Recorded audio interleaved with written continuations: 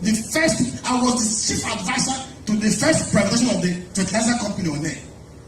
While we were buying the market on there, something struck me. 98% of the raw materials for fertilizer production is natural gas, nitrogen. And we have gas abundant in the southeast. Nigeria has gas reserve of 206 trillion standard cubic feet. Over 40% of it is between Abia, Imo, and Anambra State. While I was in the bank, in Oceanic Bank, I was investment banking, I saw clearly there were many gas wells that were capped. And I brought a group from Philadelphia. What was the plan? For us to set up 100,000 tons capacity fertilizer plant in Imo State. We wasted our money, traveled out, assembled a technical team, handed them over to the governor. What the governor did was simple to see how he can steal the project. And then went to do a caricature version of it from Cambodia. Till today, there is no fertilizer plant in Imo State. Hello. It's 5:30 p.m. in Accra, Ghana, 6:30 p.m. in Lagos, Nigeria, 12:30 p.m. in New York City. Wherever in the world you are joining us, welcome to another episode of 90 Minutes Africa. My name is Rudolf Okonkwo. My co-host, Chido Onoma, is on assignment. It is 10 days before Christmas. Our guest on today's 90 Minutes Africa is a distinguished investment banker and development economist. Here is a profile. Demonstrated sparkling excellence in all his academic pursuit. He is an accomplished investment banker, world-acclaimed economist, and a bullish entrepreneur. He is a highly passionate advocate of the Southeast development, with an unshaken belief in the capacity of the region to be the manufacturing and agro hub of the nation. His name is Obiaraeri, Onyeka Nnaemeka. Born in his hometown of Amagwu Ihube Autonomous Community, Okigwe local government area in Imo State on October 10th, 1972, the young Nnaemeka had his primary and post-primary education in the beautiful city of Owerri, attending St. Teresa Primary School, Samuel Nyamanze Memorial Primary School, and Emmanuel College. Obiaraeri demonstrated his academic prowess at the Kaduna State Polytechnic, graduating as the best student in the 1995 National Diploma class in Accounting and Finance. At the Abia State University, Uturu, he also graduated at the top of his faculty with a Bachelor of Science in Banking and Finance. He holds an MSc in Corporate Governance from Leeds Metropolitan University in the United Kingdom.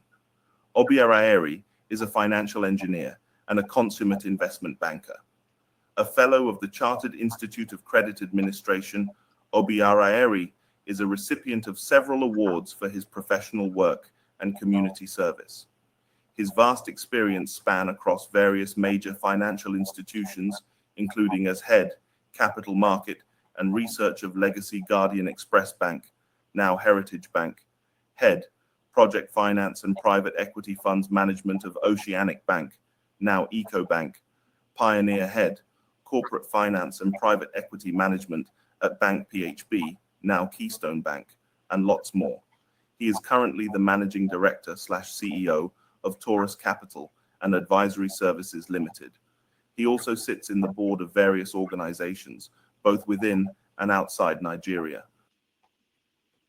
Obiaraeri, whose banking exploits earned him the moniker Emeka Banking, also ventures in and out of partisan politics in a bid to realize his vision for the Southeast region. In 2015, he contested for the Imo State House of Assembly to represent the Okigwe constituency under the platform of APGA. He also ran as the deputy governorship candidate of the United Progressives Party, UPP, in the 2018 Imo State election. The UPP governorship candidate described Obiaraeri as a man who has distinguished himself and championed a lot of investments across the length and breadth of this country, and he is a trainer administrator. Obiaraeri Onyeka Nnaemeka is also a passionate philanthropist. He has supported widows by providing shelter and clothing for them. He has donated vehicles to women groups, clergy, and educational institutions to ease transportation. Dr. Obiaraeri has provided transformers for rural electrification for various communities in Okigwe local government area.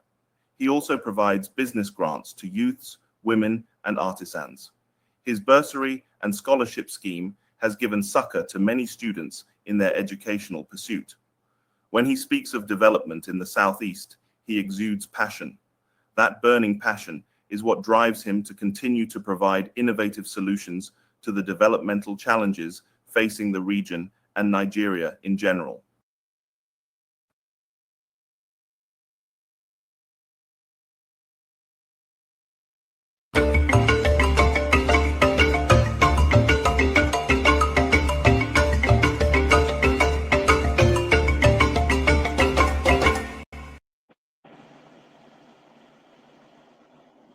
All right, we're honored to welcome to the show Dr. Nnaemeka Obiaraeri. Welcome to the show. Thanks for having me. It's wonderful to have you on this beautiful Sunday, and a lot of our audience have been waiting for this day when we will have you on the show. Thank you so much for being here. Let's start the way we start this show, which is to look at what's happening across the continent and across Africa. And sometimes we talk about the world as it is. Let me start with the United Kingdom, where we've been having a back and forth between our Vice President Shettima and the leader of the opposition in the UK, Kemi Bedok. So let me ask you, what is your take on what's going on? For me, Kemi is a heroine.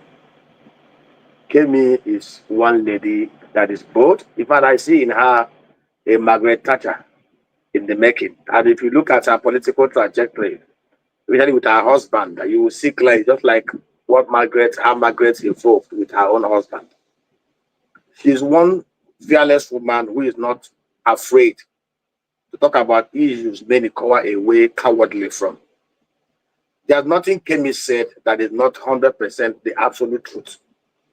And I find this so disingenuous and petty that the Vice President of Nigeria, who is presiding over a country that stands today as the most impoverished country in the whole world, in fact, is the poverty headquarters of the whole world, a country that sits in the same place with Afghanistan and Yemen as the most terrorized country in Africa, a country that has over 20 million kids out of school, a country that has such price and forex instability never seen before in the history of Nigeria. A country, despite all the calamities that have befallen this country, these people still have guts. VP Shettima and the Wike had the guts to build for themselves 10 million pounds worth mansions. Oshimanja was vice president for 8 years. These guys are not homeless and destitute. Yet, despite all the calamities upon Nigeria, these guys still did what they did. They don't care about the masses. So, you know, for him to have even gone to the extent of pitifully asking Kemi to change his name because Kemi stated the truth that he is not willing to stomach is very, very petty. And I say to anybody who cares to listen, there's nothing Kemi said that is not the truth. Kemi is not Yoruba because he bears Kemi. I have a son, an only son, who bears the name Boluwatiwi.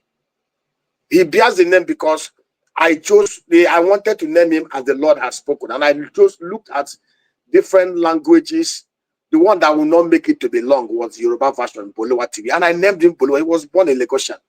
That he bears Boluwatiwi does not make him a Yoruba man. He's an Igbo man to the core because his father is is an Igbo man born to Igbo ancestry. In fact, my grandfather was not born a Nigerian. My grandfather was born in 1910. He was not born as a Nigerian. Kemi was born British. Kemi only came into Nigeria as a teenager. You know, the usual Nigerian African thing. Let's send our children back home so I don't lose their roots. Kemi grew up as a Britisher. The only link Kemi has with Nigeria is because her parents were born Nigerian.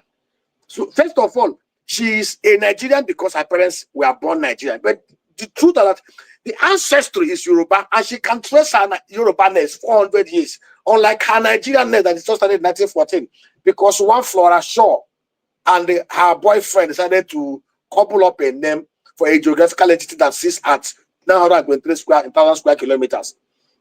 They left the substance of the matter and began to attack her personality, there is nothing Kemi said that is not at the root of the matter. She simply brought to the fore the corruptions in Nigeria by the political. Let me tell you something that people don't understand.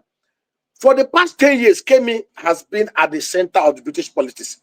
By her privileged position as leader of the Tory, Kemi is privileged to have information that most of us do not have. And I know Kemi sits back.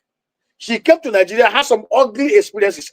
And I'm sure Kemi sits back and she sees most of this political class coming to Britain, buy mansions, buy properties, stash away millions and billions in bank accounts. And of course, she's privy to it. And she sees these same guys who are so selfish and so wicked to stash away the billions of dollars out of Nigeria. Talk about patriotism.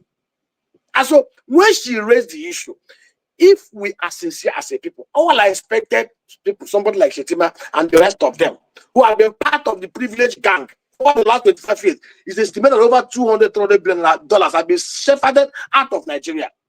All I expected them to do is to be sober, to reflect at the issues that she has raised and addressed it soberly, rather than grandstand in pseudo-patriotism that does not exist.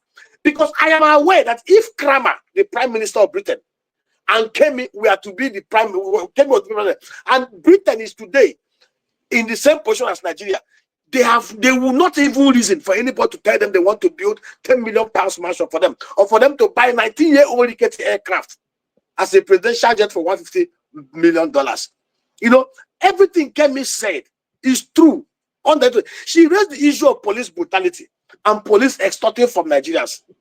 And they say she is trying to demarket Nigeria. There is nothing Femi spoke to that we have not expressed. I give you an example. You mentioned the fact that I am very bullish about agro development in the southeast of Nigeria and in the southwest and south-south.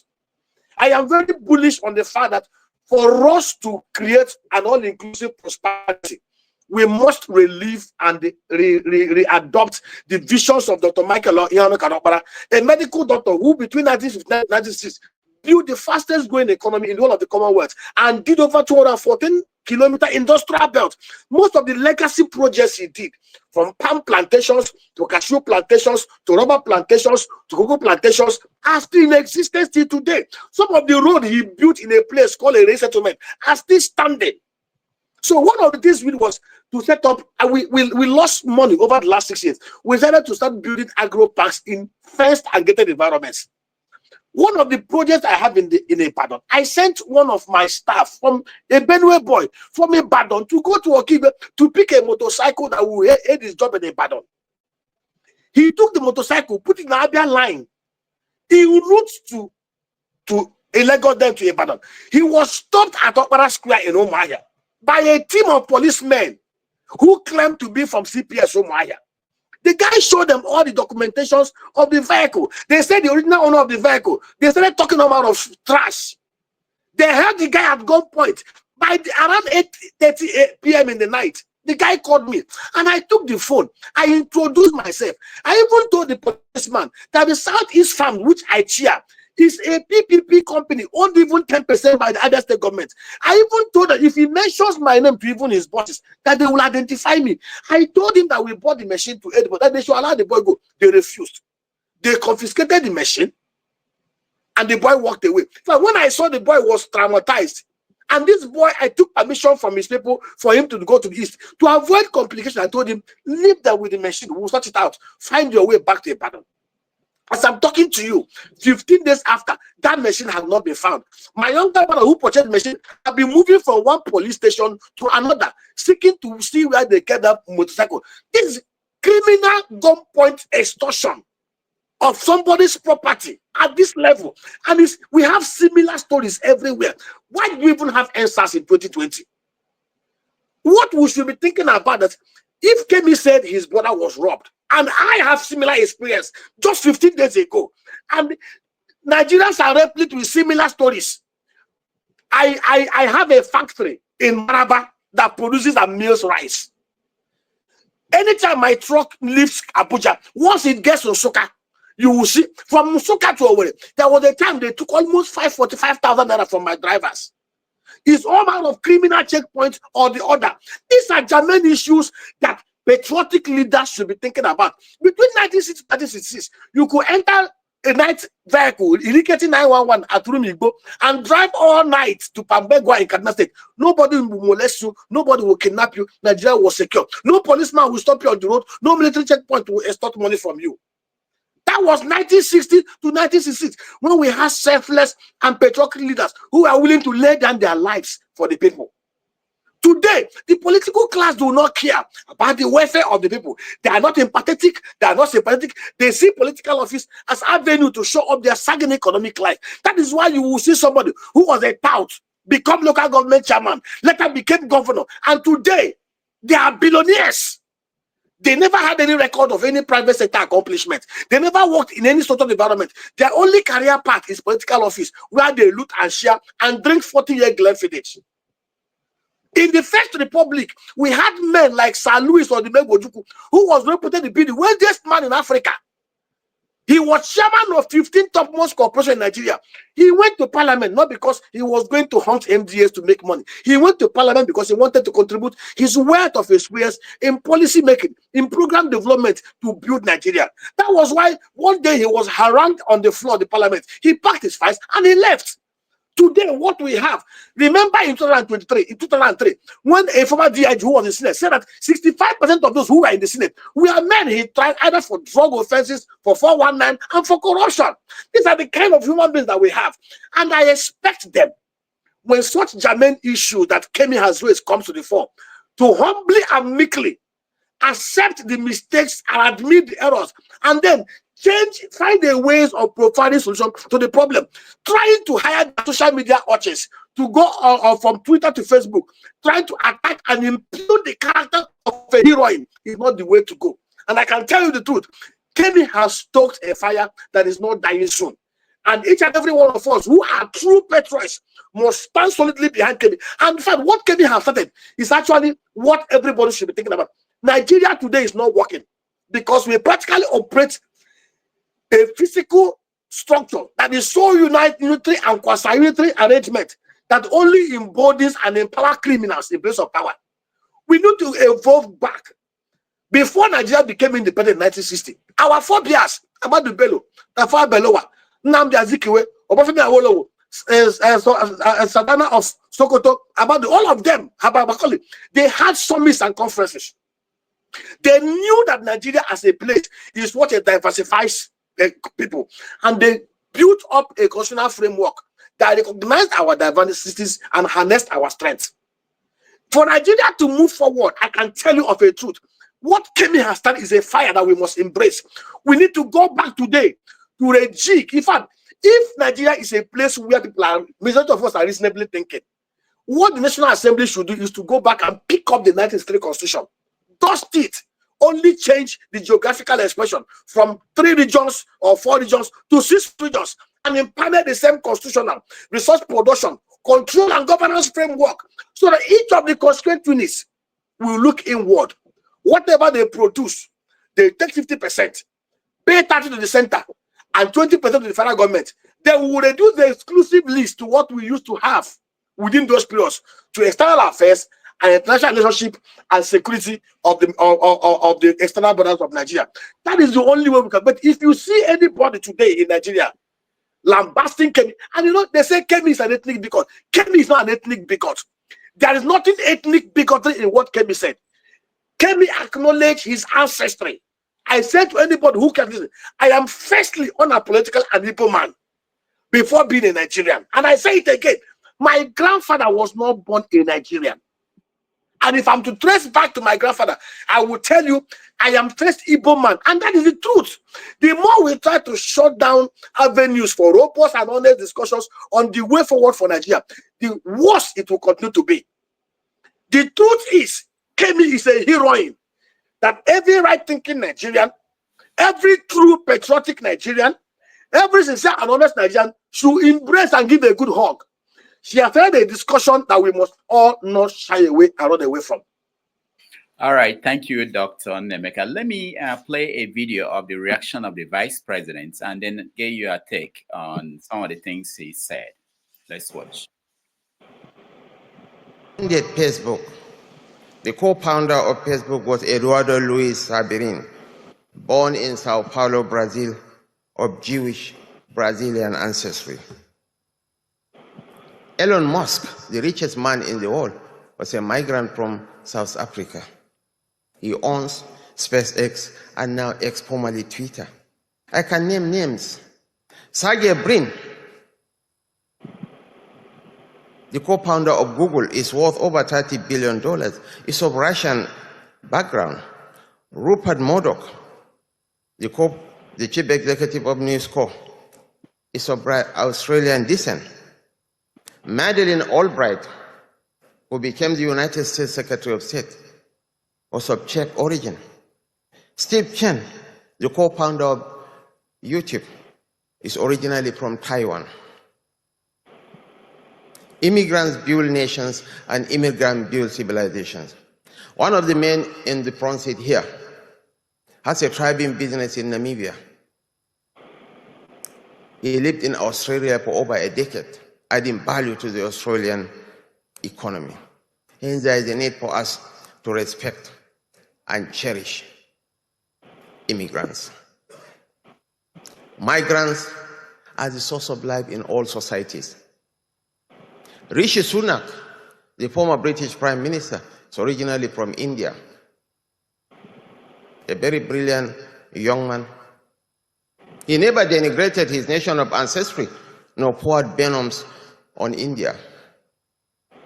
Kemi Badenoch, the leader of the British Labour or Conservative Party. We are proud of her, in spite of her efforts at denigrating her nation of origin. She is entitled to her own opinions. She has even every right to remove the Kemi from her name.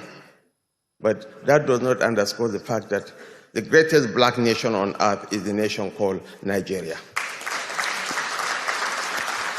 1 out of every 3-4 black men is a Nigerian. And by 2050, Nigeria will surpass the United States, will be the 3rd most populous nation on earth.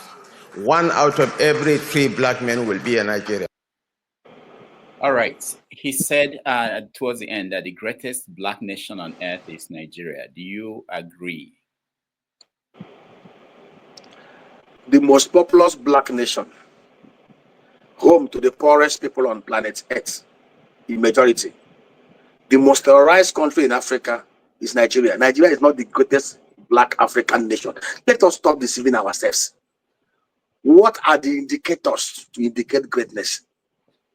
Can we look at it from the economic point of view? We are not the greatest. We're not even top 3 in Africa. South Africa tops us in terms of economy as the biggest economy in Africa. 60 million people, annual revenue of $126 billion. 228 million people in Nigeria, annual revenue of barely $60 billion. GDP per capita of about $1,100. South Africa, about $6,000. In terms of military strength, we're not even among the top 3 in Africa. We are the only country, we have the highest population of out-of-school kids. He talks about population as if it's an achievement.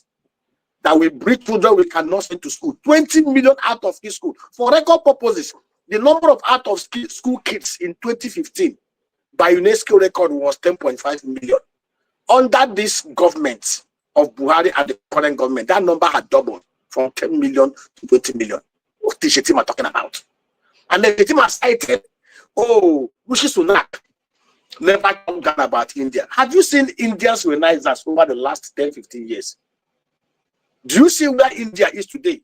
Look at where India was 15 years ago. Even 10 years ago when Modi became prime minister. And see where India is today. And the giant stride they've made.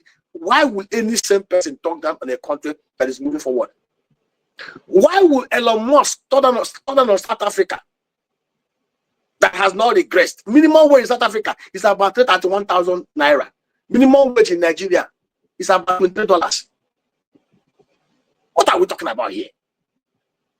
He talked about the other country, people from Taiwan. Is Taiwan a third world country? Look at Singapore. 1 out of every 50 Singaporean is a millionaire in dollar. As of 1965, Nigeria was ahead of Indonesia, Malaysia, Singapore, even South Korea. Go and check the records. As of 1960, Nigeria GDP was $4.2 billion. South Korea was $3.9 billion. As of 1970, Nigerian GDP was $12.2 billion. South Korea was $9.2 billion. As of 1980, our GDP to that of South Korea was at par. Today, South Korean GDP is $1.63 trillion. Nigerian GDP had moved down from $554 billion in 2015 under Jonathan to $252 billion, and it's still going down. What is Shettima talking about? Today, South Korea will glibly call the whole of Africa to South Korea, Nigeria, Africa Summit. Because Nigeria has failed Africa because of men like Shettima who have refused to acknowledge, who are still grandstanding in emptiness. What are we talking about here? Nigeria is the only country. Look at Singapore. What did Singapore do? As of 1965, Singapore was kicked out of mainland Malaysia. The people of mainland Malaysia saw Singapore as a strip of 721 square miles land surrounded by ocean. That will be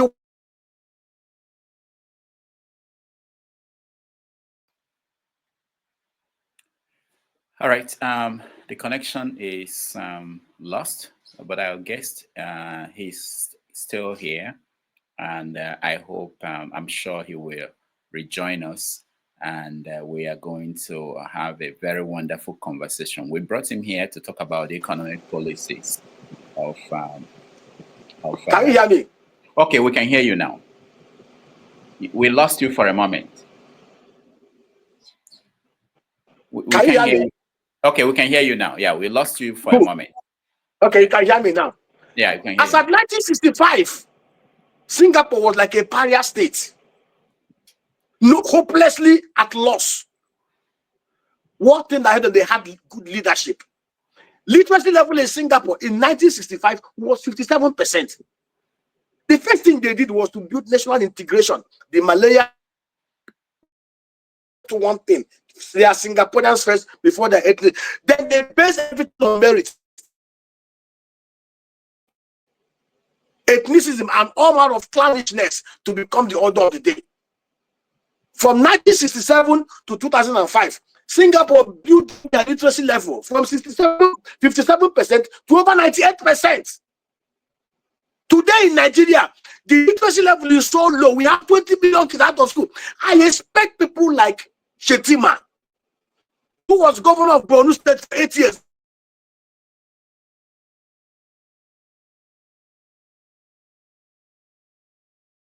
We're having internet problems. I'm sorry, guys. And all right, can you hear me? I'm not sure. I can hear you clearly. Okay, all right, go ahead. We lost you for a moment again. Go ahead. You know, the problem with the average Nigerian person is that they are very arrogant in their thinking. They have this how will I put it? They have this image of themselves that is out of sync with reality. The average Nigerian person do not see themselves as servants, just like Ahmadu Bello, just like Obafemi Awolowo, just like Desamu Mbakwe, just like Michael Oba. The average Nigerian person today sees themselves as emperors nobody can talk to. Look at, if I am to review and dissect everything he said, it will blow back to his face.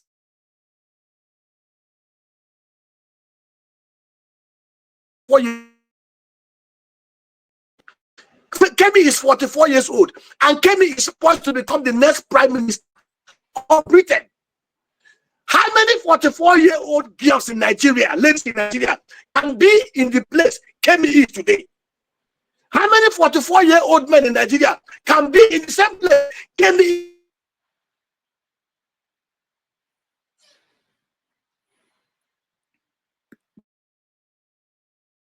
to this.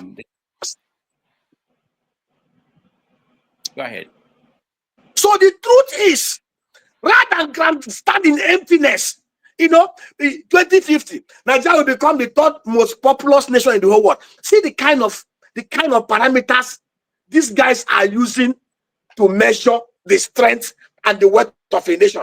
I expect Shettima to tell us that by 2027, Nigeria will have $1 trillion sized economy that they promised us. I expect Shettima to tell us by 2027, the number of out of school kids will come down to 1 million.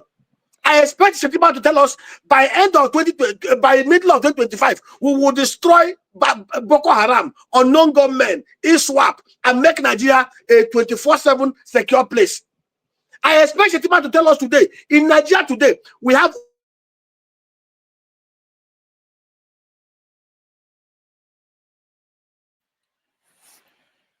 We just have to bear with us. The internet connection is bad, and it's coming from Nigeria. I'm sure it's not from New York. So we will we'll figure it out. Okay. Can you hear me now? Now we can hear you, Dr. Nnaemeka. Yeah. Go ahead. Go ahead. We can hear you. Hello.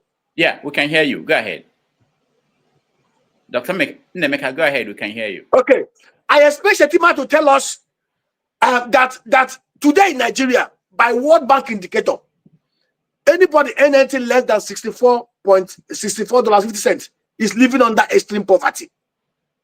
Today in Nigeria, that is equivalent to 110,000 naira. I can bet a finger, over 197 million Nigerians live under poverty.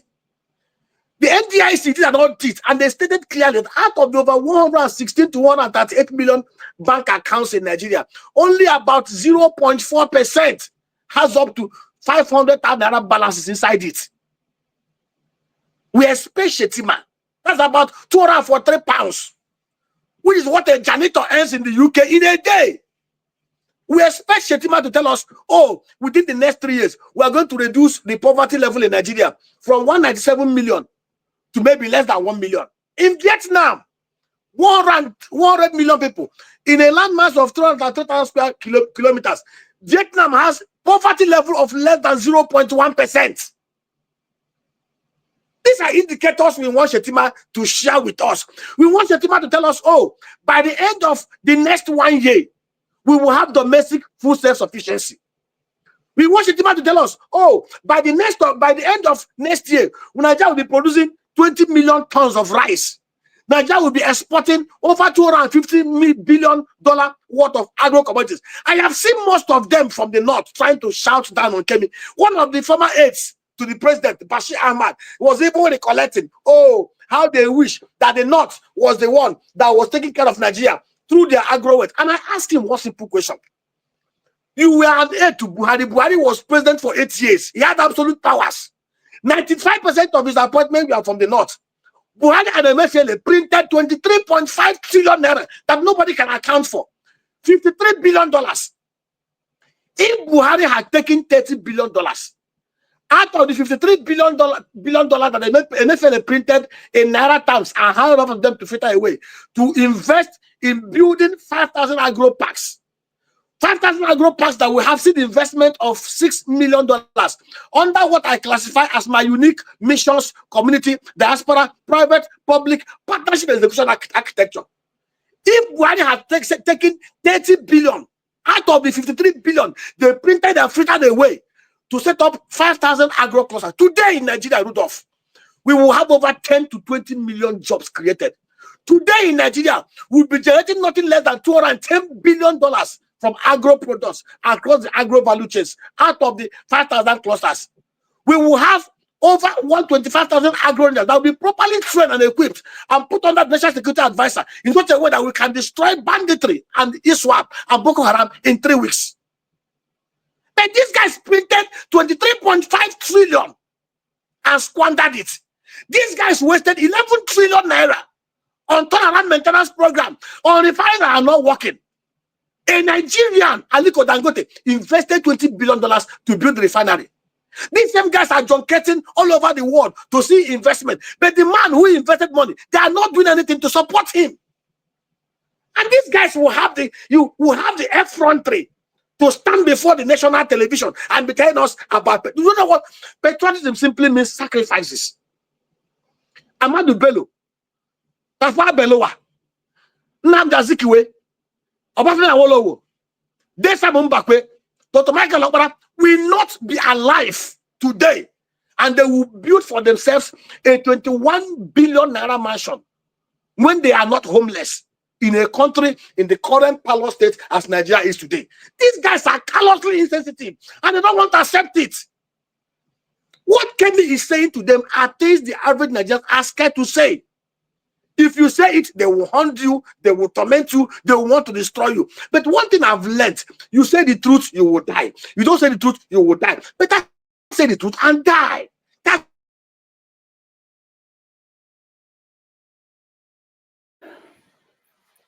all right. We basically have to deal with the internet today, and that's one of those things that is the problem we're having with Nigeria. That's the problem. That is the problem we have in Nigeria. As I'm talking to you, I am using a 5G fiber network, IPNS. You can see the kind of thing we're experiencing.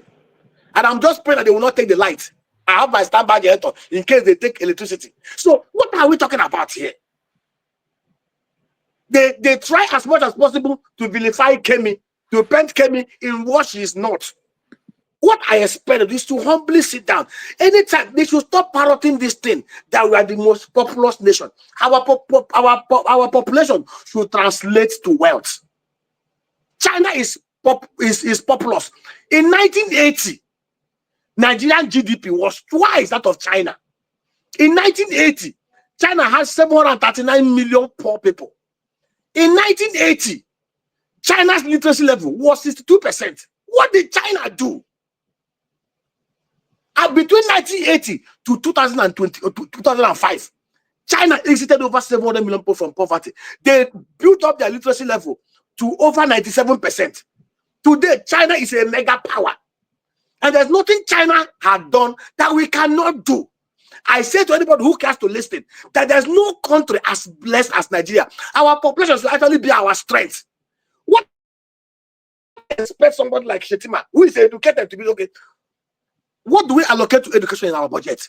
With the current state of education in Nigeria, with the current state of insecurity and illiteracy in Nigeria, I expect somebody like Shettima, as the vice president and the head of the economic team, in the 2025 budget, for them to put 25% expenditure provision for education. I expect people like Shettima to drive an all-inclusive devolution of our security architecture, just like what the Zamfara State governor said. And I said to them, we are where we are today because we have refused to do the right things. We kept on doing the wrong thing.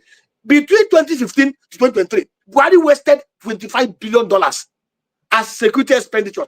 When Buhari became president, insecurity was narrowed only to the northeast and part of the middle belt. Today, every part of region of Nigeria is infested with all manner of insecurity. And we know of a truth that the current central security architecture is so corrupted and it's not working. And the president of Nigeria, while he was campaigning, said he was going to recruit people into the army. And I said to him, Mr. President, you don't need to recruit 50 million youths. All you need to do is to look back. We had an arrangement that worked for us in 1960, 1966. And what was that arrangement? Every security is indigenous. Peter Obi did this in Anambra State. When Peter became governor of Anambra, Anambra was a beehive of criminal activities. Peter knew that to be able to establish security and orderliness in Anambra, he need to hand over security back to the people. Very simple. Every community knows the good, the bad, and the ugly. And the truth is, lawful terror, the ties on lawful terror. Gangs of criminals are terrorists, are cowards. They are only terrorists because they have access to arms and they can intimidate everybody. What did Peter do? Peter went to the 177 autonomous communities leadership and tell them, please use your hand. You know the criminals in your society. Pick for me 50 of your sons that we are going to train and put them into Anambra Vigilante. Peter called Yado and told Yado, please send me people to train these guys and give me arms. And then go to the forest where they used to keep kidnappers and destroy those forests. Peter went to the Anambra State House of Assembly, which was 100% opposition House of Assembly, and begged them, and they passed a law. If your house is used to host a kidnapped victim, you will lose it. They will pull it down. If your forest is used to keep a criminal victim, you will lose it. Peter went to Innocent, and Innocent gave him 177 trucks for each of the communities and gave him motorcycles. Peter bought them, the military with the military, they got God. They didn't even have AK-47. It was Shekabula. Each community getted their community. In 6 months, they cleaned up Anambra State. One of the criminals, Anambra, Evans, the kidnapper, had to run away from Anambra and go to Festac, Lagos, to establish its headquarters. And for 5 years, Anambra was voted as the most secured state in Nigeria by the IGP. And I said to us, we cannot invent the way. How did we achieve security in the early 60s? Because the regions controlled their security. And I said, Mr. President, today in Nigeria, we have 8,809 electoral ward. The governor of Zamfara State stated the same thing. They know the bandits. They know where they live. They know where they hide. But they don't have the strength to eliminate them. Because even the Central Police and Army is not doing anything about it. We have 8,809 electoral ward. Go to each of the wards, ask the community heads. They know their people. Let them select 100 of their sons. We've got the numbers. It will give us 880,000 agro rangers. In every electoral ward, set up agro clusters between 300 to 1,000 hectares that will produce wealth, and they will protect it about themselves. Go to Innocent, go to North. Innocent and North will give us, in every local government area, they will produce 2 armored personnel carriers and 1 truck that is machine gun mounted. Give them drone and Kenkoso dogs. In the southeast is about 8,000 square kilometers, less than Benue State, the smallest land mass. And I said this thing, give them AK-47, these agro rangers, train them, pay them well, minimum wage of 120,000 naira. Don't put them under the current compromised, corrupt security arrangement. Let us have a tripartite command arrangement. The state commander will be a retired DSS director or a brigadier general or a police commissioner. It will be a tripartite a command under the NSA and the governor and the state commandant. Buy motorcycles for them. And I tell you the truth. If in Okigwe local government area where I come from, with 11 wards, you have 1,100 fully trained youths with AK-47, with drones, with 3 armored personnel carriers under their command. No, they've not born the criminal that will do sit at home anywhere in Imo State, in Okigwe. And these guys will protect the agro. Each of the agro clusters can easily give us nothing less than 5 billion naira in every ward. It will cost us $3.75 billion for the capital expenditure and $1.6 billion for the cost expenditure annually. We will set up a security trust fund that people will invest in, and we will charge 22% tax from proceeds of the agro clusters to fund it. The governor of Zamfara State, Dauda, said something very striking. He said, if we have the political will and security is handed over to the people, in 2 weeks, they will clear all the bandits. And if we have security in Nigeria, we will have productivity. If we have education, and we can declare emergency in Nigeria, if the federal government, just like other states, is investing 20% of our national revenue, both earnings and borrowings, on education, in 10 years, this country will be on the path to becoming like South Korea and Singapore. Go and check the top 10 most industrialized countries in the whole world. The top 10 most secured countries in the world are countries that have literacy level of about 98%. Education and knowledge is one of the ways you can empower people against all manner of mental captivity. Most of the recruitment field for Boko Haram, for non-government, are illiterates. Children will refuse to educate. Children will refuse to empower. One of the underlying principles behind our agro revolution in the Southeast, we are building clusters in every of the 1, 2, 4 electoral ward. The underlying structure is that if we build clusters where you can have up to 50 to 100 youths in every ward that are earning up to 100K every month, you are practically depopulated the population through which miscreants can hire people that they will use to commit evil.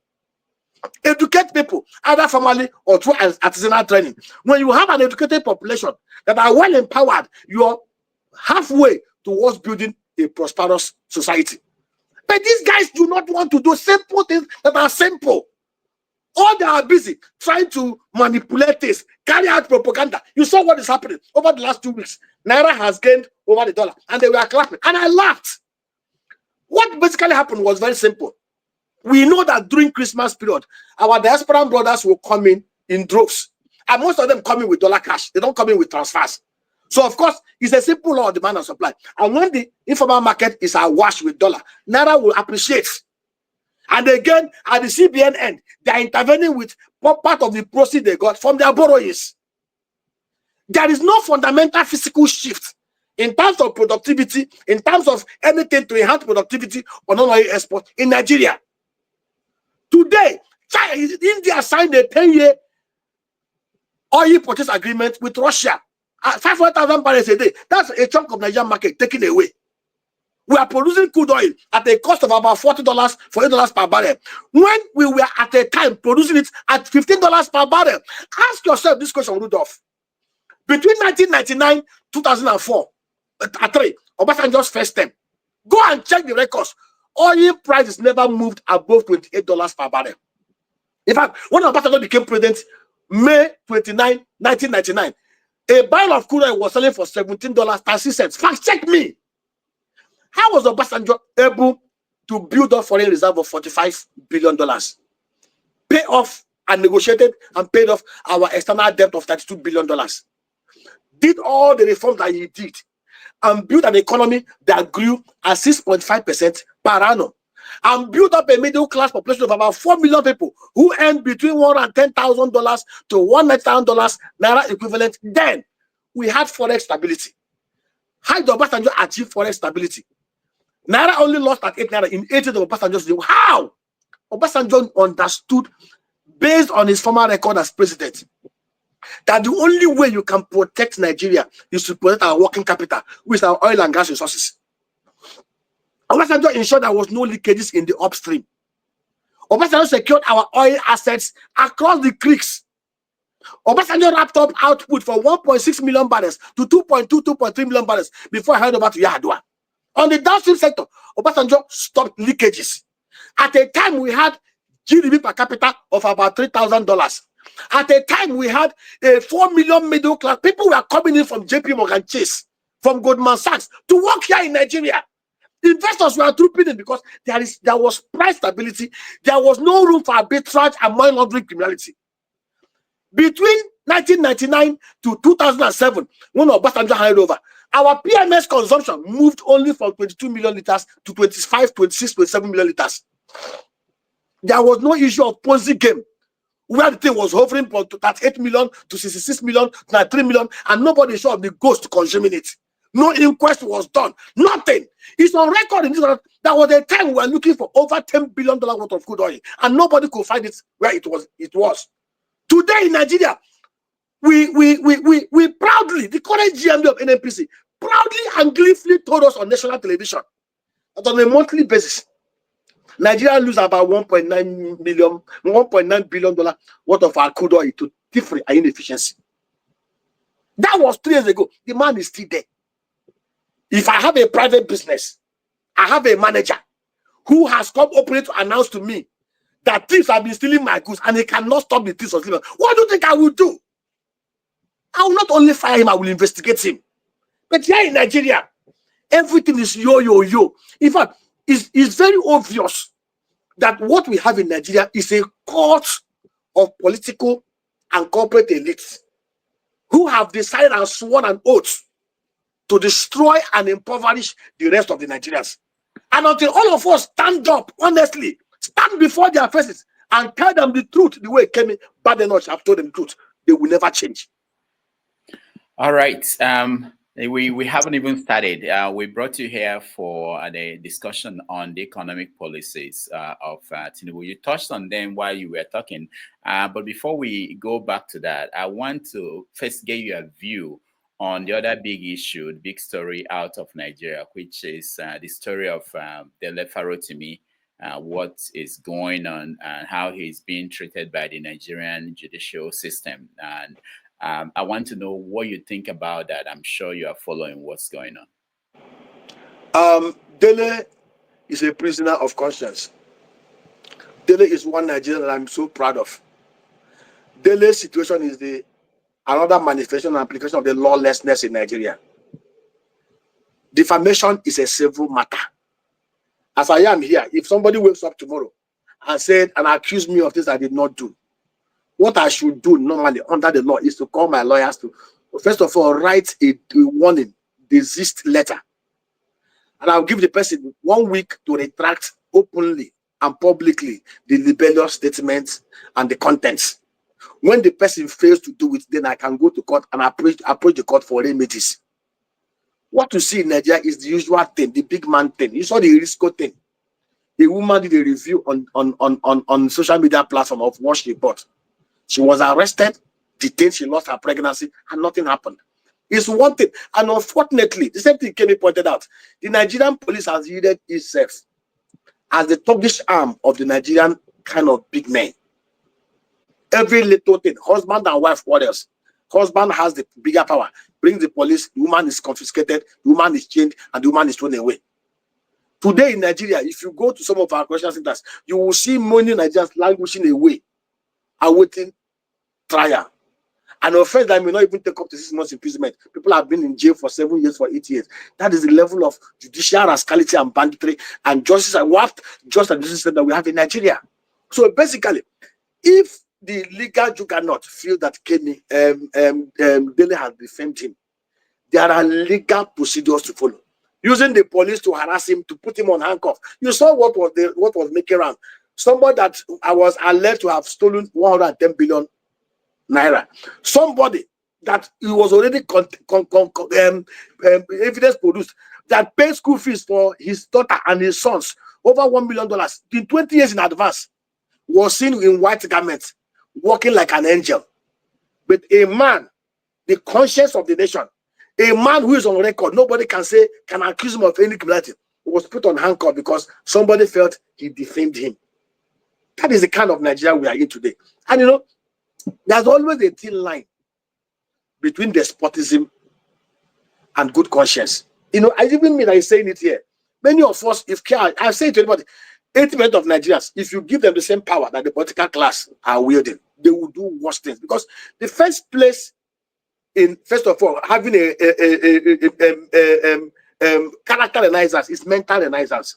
You must get to that point where you need to advise yourself. Look into the mirror and tell yourself, this is what I can do, and these are things I cannot do. If you cannot advise yourself on the right things to do, no other person can advise you. And I just pray that common sense will prevail. If you feel Dele had defamed you, follow the legal course.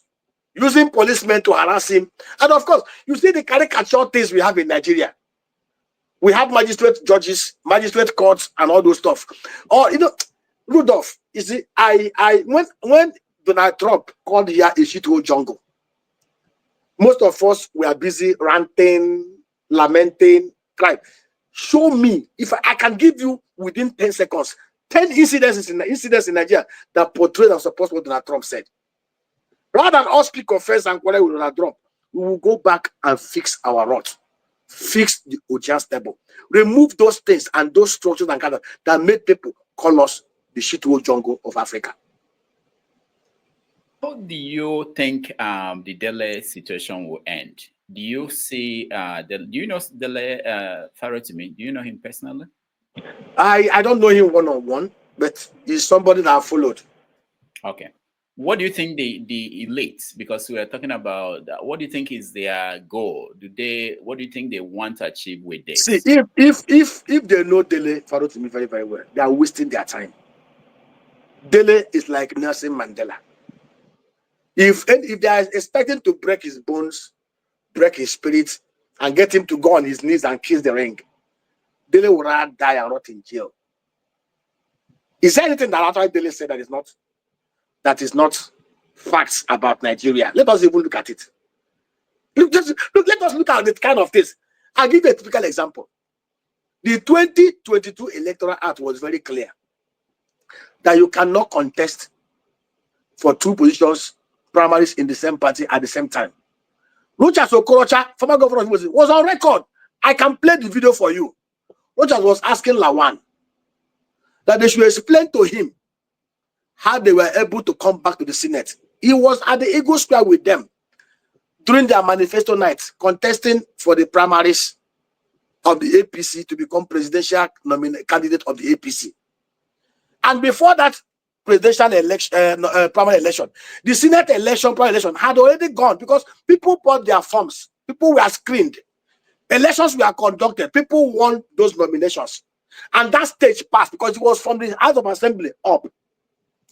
So how people that did not contest any primary election to go to Senate later ended up finding their way to the Senate. And the cost of the land endorsed it is a clear manifestation of the things, the kind of things Dele Farotimi is talking about. Rudolf, if we want to fix this country, each and every one of us, individually and must look into the mirror and tell ourselves the truth. The only thing that can heal us, this land, is the truth we know, say, and apply. As long as we refuse to say the truth and try to hide it under some kind of, what I call awareness, we'll keep on wasting our time. All right. We still have a lot of things to discuss. We talk about the Biafran and then the Simon Ekpa situation, Nnamdi Kanu situation. We're also going to talk about the lawmaker who slapped a boat driver and so many other things. So stand by, and we're going to bring you in, our viewers, to join this conversation. But for now, we want to take a break. When we come back, we continue the conversation. Thank you so much for watching.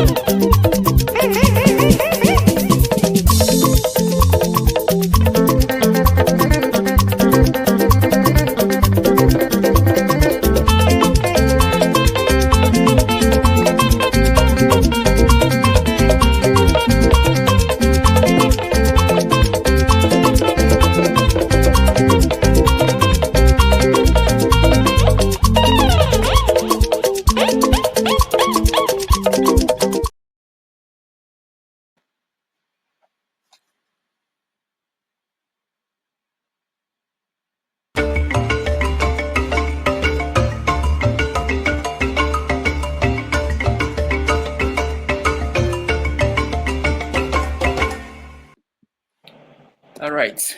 Welcome back, everybody. Thank you for joining us. We're having a wonderful conversation with Dr.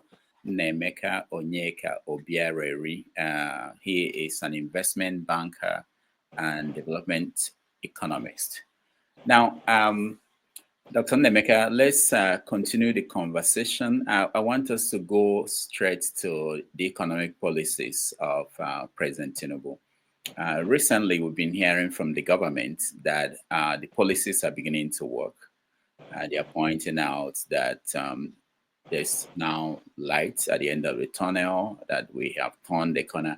Is that true? And what are the things that are turning the corner? What are the policies that are working? Rudolf, I'll be very honest with you.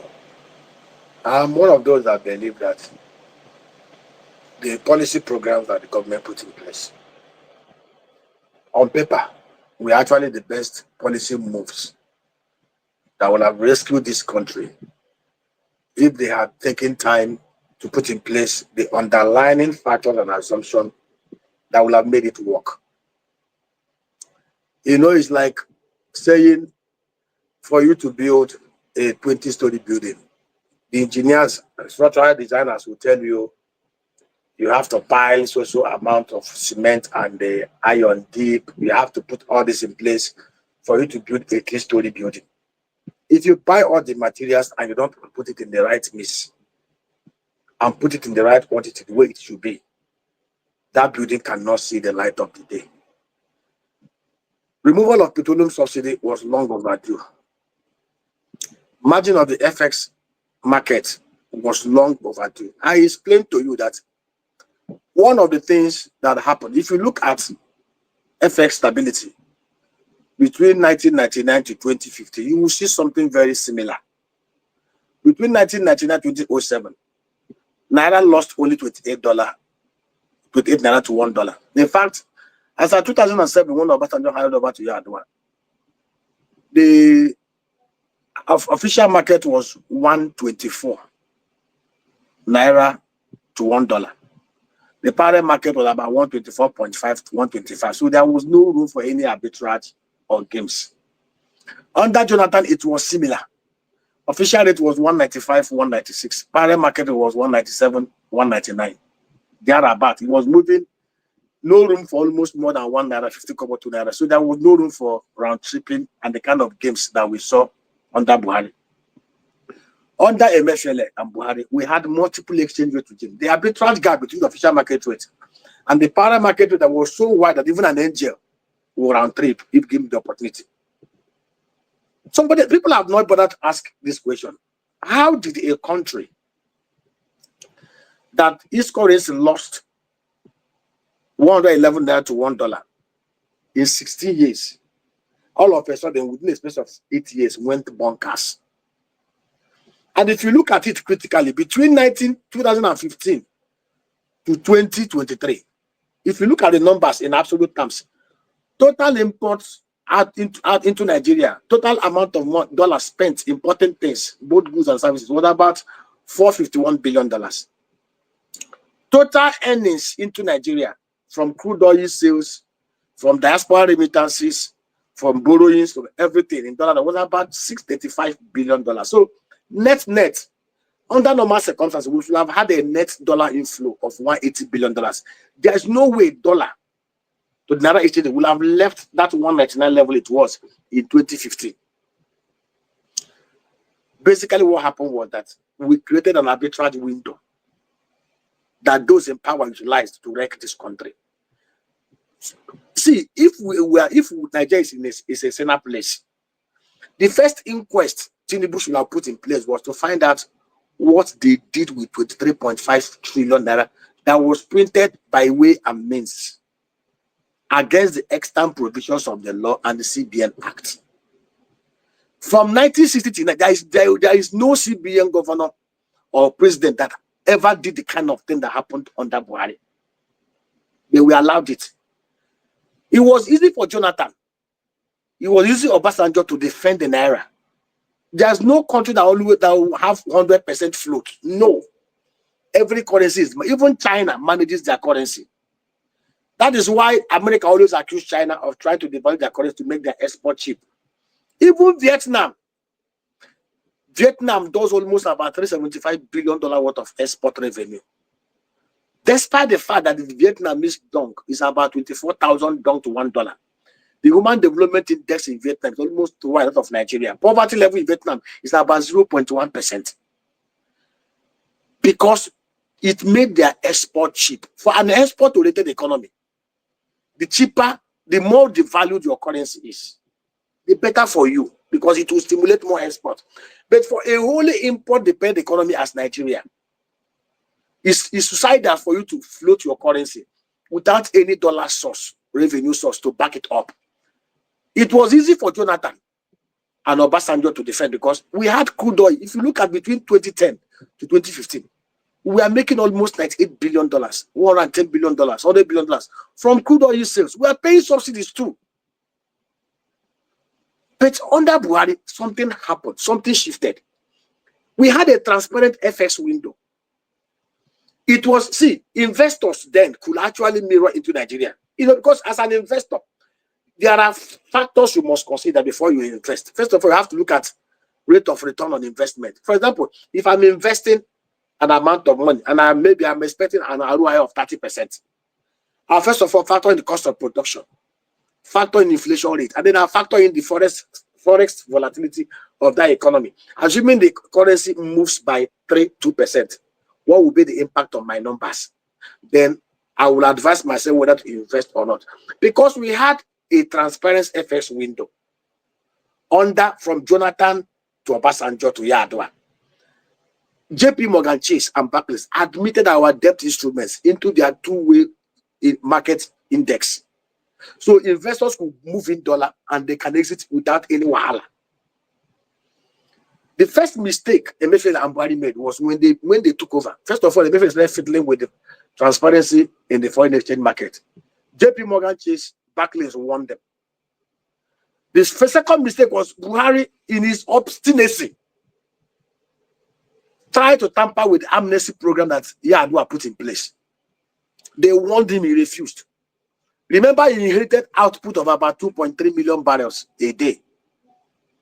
He inherited external reserve of $29 billion. It wasn't as if, like Obasanjo, that he inherited negative, encumbered foreign reserve of about $5 billion dollars. So immediately they started tampering with the amnesty program.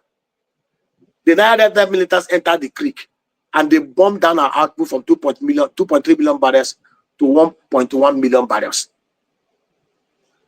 First of all, our working capital from the upstream was greatly impacted.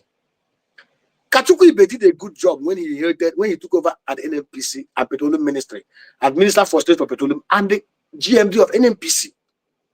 Remember that it was under the Ziani that the numbers moved from 28 million liters PMS consumption to 45 million liters, 52 million liters. Of course, Nigeria screamed because if you look at globally, there is no other country in the whole world that PMS consumption moved more than 20% over the last 24 years, except Nigeria. Go and check the whole world. You will not see any country where PMS consumption figure in any country moved over 20% from their original numbers in 1999. Nigeria is the only place it moved 178% because of criminality. The Ziani moved the number with his team. National Assembly in 2011 conducted an inquest and they discovered that half of those numbers were Ponzi games. When Kachukwu became the minister for the first thing Kachukwu did with DPR then was to do an audit. And Kachukwu rightfully told us, which is in tandem with the record at the U.S. Energy Administration Agency, that what we consume is between 28 million to 35 million liters a day, which is the factual numbers. And we tallies with growth in other developing economies like Nigeria and countries that share the same demography as Nigeria. Buhari being the clannish man that he was, and for whatever reason, maybe Kachukwu was not allowing them to play the kind of game they want to play. In 2016, they removed Kachukwu and brought Mike Antibaru as the GMD of NNPC. That was when the numbers moved to 56. At a time in 2021, we are being told that we consume over 93 million liters a day. And when they were asked, they said, oh, it was smuggling. And the records show clearly, if you check the daily consumption of PMS in the contiguous nations that surround Nigeria, Cameroon, Chad, Niger, Benin Republic, Mali, all the 6 countries that surround Nigeria, their total daily consumption is not to 10 million liters a day. DPR told us in 2020 that our consumption was 38.5 million liters. So if you add 38, which is even the maximum, to 10, all those other numbers they were calling, we are Ponzi games, things that never entered Nigeria, and subsidy was paid on it. So basically what happened was that the multiple exchange rate regime and the criminality in the downstream oil and gas sector was what culminated in Nigerian currency losing so much value. So when Tinubu became president, common sense would have been, oh, subsidy must go to stop the corruption in the downstream. Then we must put in place strong efforts to show up output back to the 2.5 million barrels a day level it was, or 2.3 million barrels it was under Jonathan, and then to protect our oil and gas assets from being stolen like sweet. But what President Tinubu did was, he announced the 2 policy programs, which were right in itself, but he did not eliminate the underlying factors that created the problem ab initio. And what was the underlying factors? If I were to be in his position, what I would have done was to execute the same Brazilian reforms. Brazilians are not more honest than Nigerians. Brazil has crude oil reserve of 15 billion barrels. Nigeria has 7 billion barrels.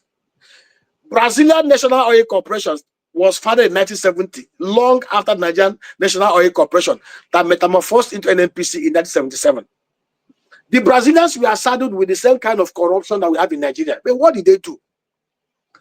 The Brazilian government decided to sell down 72% of their holdings in Petrobras and invited core competent investors with technical and financial capacity to take up that 72%, and they held only 28%. Today, Petrobras is valued at $174 billion. Today, Petrobras does consistently 2.3 million barrels a day. Today, in 2023, Petrobras churned out profit of $37 billion, turnover of $121 billion. If the NNPC, with bigger oil reserve, did as much as Petrobras, we won't be where we are today. The only corporation that is working in Nigeria today is the Nigerian Liquefied Natural Gas. Why is this so? Because it is structured in terms of ownership, corporate governance, and transparency, like the Petrobras. It is 51% owned by the private sector investors and 49% owned by the federal government to NNPC. Therefore, they were shielded from the political shenanigans that happen in Abuja. If President Tinubu, by the time before he announced those policy changes, which were good in itself, had taken time to clear out the Ojian stable, clean up everybody that was part of the management team under Buhari, board and management. If you are taking time to clean them out, take them away from NNPC, move them away from NNDPRA, move them away from the upstream. If you are taking time to clean up that stable, if you are taking time to unbundle the NNPC and restructure it like the Petrobras, which will have done in his first 6 months, by removing, what he would have done was very simple. Appoint a JP Morgan Chase, a Goldman Sachs, maybe support them with a Chapu Him Deham and Stanbic IBTC, and then impanel them to be the book runners in unbundling NNPC. What they would have done was very simple. Value NNPC. Today, NNPC is estimated to be valued at about $58–60 billion. All they would have done was, after valuing it, they will sell down 70% of the federal government holding through the Federal Ministry of Finance and the Petroleum Ministry, sell down 70%, and then do an IPO of $20 billion. That will have unlocked over $50–60 billion that Tinubu will have used to protect the naira against the margin of the foreign exchange market and removal of subsidy. If he had done this, as I'm talking to you, the NNPC that will have emerged out of it will have been as efficient as Petrobras, will have been as efficient as LNG. There's no way we wouldn't have been attracting anything less than $20 billion in the oil and gas sector. We'll have been able to increase our rig counts. We'll have been able to increase more acreage, both OPL and OML. We'll have been able to be producing at least 3 million barrels of food every day. And if we had amended the PIA in such a way that we say, going forward, unlike before, where we allocate oil blocks to people without any evidence of strong technical and financial capacity, we can simply amend the law and make it compulsory for you to have an upstream license. You must show financial capacity and you must set up a refinery here to refine everything that you produce. If, for example, now we have a pay quota of 1.7 million that we have today, and we are producing 3 million barrels, we'll use 178 million to satisfy our OPEC quota, and we'll refine every other thing that is produced here. We will take over the 600 million man sub-Saharan African market. Before somebody will refine products in Singapore, in South Korea, and bring it here, we'll be able to sell and take over Africa. If we had done this, taken these steps before the removal of subsidy, before margin of the foreign exchange market, we wouldn't be where we are today. The policy programs were spot on, but the underlying factors, the clearances, the cleanup, the reforms, the institutional transformation program that will have been put in place to make it work. You cannot put new wine in an old bottle and expect the wine to remain. Basically, what he did was he took new wine, new policy, and put it on the same contaminated, decayed, smelly bottle. And that is why we are where we are today. I have no query and question on the issue of the policy program. We are spot on. Now, but you cannot establish a central bank and you put a Mondo Sumba and Anene in charge of it and you expect it to work efficiently. That is what is the problem with Nigeria. So are you saying that they know what to do, but they don't want to do that, or that they don't know what to do?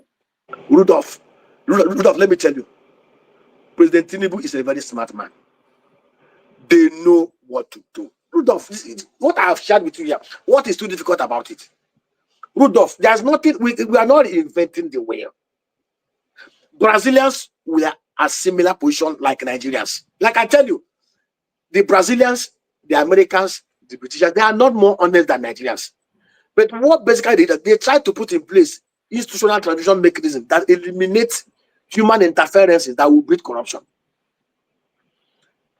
Close your eyes and imagine where you have an unbundled NNPC, like the liquefied Nigerian natural gas, that has maybe a black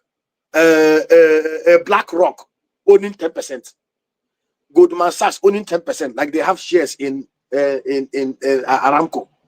Then maybe an Anatolo Peterside and his group owning 10%, and then they will sit on a board meeting, and you're telling them that you're losing $1.9 billion of their crude oil every month, and they will keep you after 6 months. It's not possible. And you're telling them that you're bringing in 50, 60, $100 million of PMS, and they can't track it, and you're still there. It's not possible now. Basically, what we have, it's like a court thing. It's rub my back, I rub my back. Nobody wants to take the hard and painful decisions. Obasanjo saw this mess. Obasanjo is one strong man. You may not like him, but I respect him. Obasanjo, for 8 years, discovered that the refineries had become a cesspit of corruption. What did he do? Before he left office, he decided to privatize it to the Blue Star Consortium, led by Aliko Dangote, Femi Otodola, and the rest of the entrepreneurial hawks. If Yar'Adua had not been ill-advised to reverse that sales, by now we won't be where we are today. Now, the refineries we have in Nigeria are not the oldest refineries in the whole world. There are refineries that are still working efficiently. The problem we have, the current GMD in 2019 told us It's on record. It's on video. The video is declaration that before Buhari hands over in May 2023, that those values will work. We sank 4 trillion naira. May 2023 came and we passed it. May 2024 came. Nothing. Today, they are only blending there. If you say the fire is working, why is there no gas flare? If you say that there's no gas flare, you're trapping the gas. That is the gas that you have trapped. That is the revenue. See, Rudolf, we know what to do. And I'm very, very sure Mr. President knows even better than me what to do. But what is lacking is a strong political will to step on toes, to march on toes, and to clean the unjust. I've said it. When President Tinubu said that he wants to build a $1 trillion economy, most people doubted him. Rudolf, I can sit here in 30 minutes and show you clearly things we can do to build our economy, to add $500 billion to our GDP every year into 2027. I can tell you, President Tinubu said he can do 1 trillion in 5 years, in 4 years. I can tell you, President Tinubu can do 1 trillion in 2 years. Nigeria ticks the right boxes to be among the top 10 biggest economy. When Shettima is telling you they are the biggest black African, it's potential. In reality, we are not anywhere among the top 3 in Africa. Talk less of the world. We have the potentials to be rubbing shoulders with America, with Russia, with Great Britain, with India. As at 1970, our GDP was $12.2 billion. South Korea was 9.3 billion. If we had maintained the same trajectory, today we would have had a $2.7 trillion economy. We have the population. We have the land mass. We have the natural endowments. We have natural resources. We have our greatest exports, our diasporas. All this junketing around looking for investment. See, I was privileged in 2007 as head of corporate finance in a bank to manage diasporas. I hear them, I listen to them. In fact, some of them told, I know of a medical doctor. The guy said he has over $300,000 in T-bill that are giving him 2-3%. The guy said if he has a structure in Nigeria that can secure his dollar and give him enough return, more than 5%, he will use that $300,000 to borrow double to invest here. I tell you something. When we were saying the diasporans were bringing in $25 billion under job, I said to everybody, look at listen. The $25 billion diasporans were remitting to Nigeria are just chicken feed. Those are just tokenism, things that they could spare. The Nigerians in diaspora can actually invest nothing less than $50 to $100 billion annually into this economy if we put in place the right structures, constitutional and physical framework to make here attractive, the right security framework to make here secure. And I say to you, what is so difficult in doing this? I give you an example. I come from the Southeast. What triggered me to go into massive veggies development with my team was what happened about 2 years ago when the governor of Niger State stopped trucks from carrying tomatoes and pepper to the south because he was whatever he was protesting. I was so shocked because one, the southeast of Nigeria has arable land mass of 2.8 million hectares. Netherlands has arable land mass of only 1.9 million hectares. They have only 18 million people in Netherlands. We have 22 million people in the southeast. The Netherlands is under sea level. They have over 1,400 kilometer shoreline embankment to protect themselves from being carried by ocean. We don't have such problem in the southeast. We have natural sunshine. We have water tributaries. We have very strong and resilient population that are being to be put to work. And I looked at it. Netherlands has over 300,000 greenhouses in over 10,000 hectares of land. That is about $1.8 billion. Netherlands export every year $124 billion euro worth of agro products. Netherlands had over $6.8 billion revenue. And I sit down as I said in the southeast, we can even do more than Netherlands. And I just did the numbers. Very simple. By per capita consumption, we consume about 1.8 billion tubers of yam in Nigeria. No, about 185 million tubers of yam in Nigeria. And I looked at the southeast. What is our consumption? In our Igbo land, we used to have SH, DG. Most of the yam we ate, we are producing inside. We never brought yam from Benue State. And I looked at the tomato consumption. We consume about 158 million kg of tomato every year. Pepper, tomato, onions. I did the numbers. And do you know what will shock you? The average per hectare onions production in Kebbi is about 7 tons. We are doing 40 tons in Okigwe. And we have the hybrid crayon onions from California. We have Igbo professors in Emo who are supplying us with the organic seedlings that give the highest yield. All they were waiting for people that can be honest enough to execute it. So we did the numbers to be able to provide enough tomato and pepper to stop the rubbish that happened in the United States. We just need to do about 18,690 greenhouses, 2 for $3 million, 15 in every electoral ward.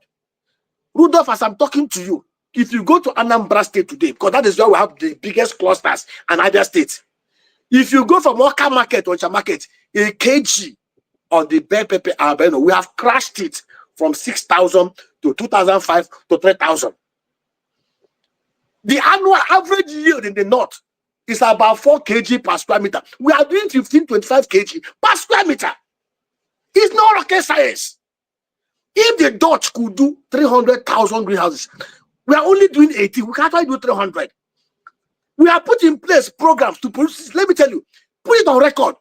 By December 2025, every yam that will be consumed in Southeast will be produced in Southeast. And the numbers are very simple. Put the youth to work. Show them where the money is. The technology is very low. The seedlings are there. All you need to do, because we had an experience in 2020, 2021, where we invested so much and we lost it to domestic bandits.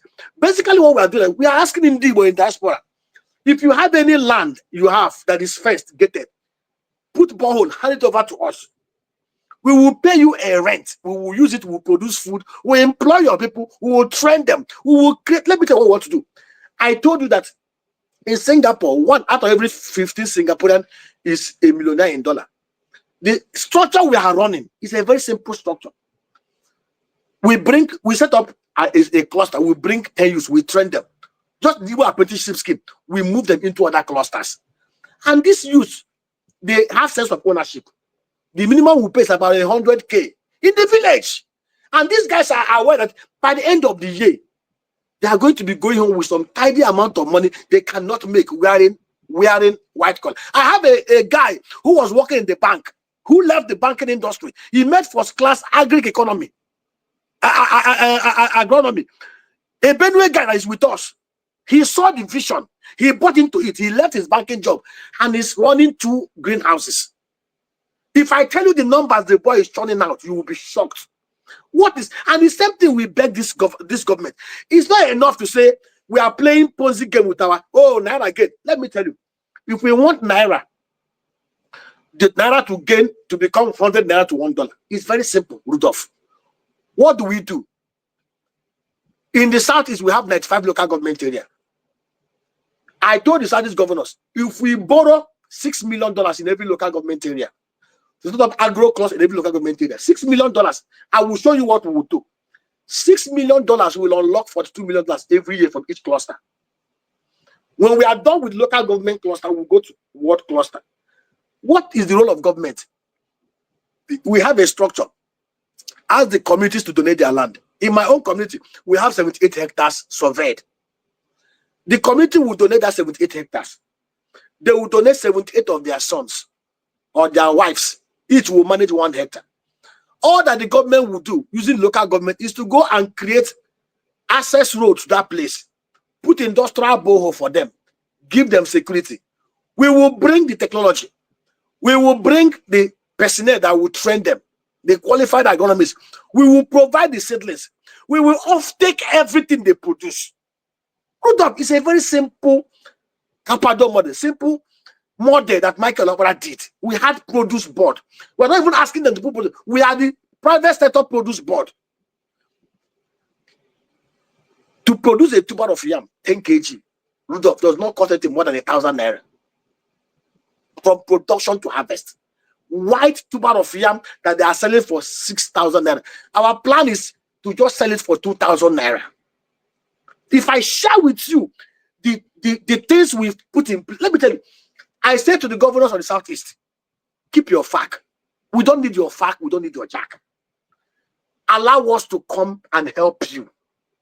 We'll put in place such transparent structure.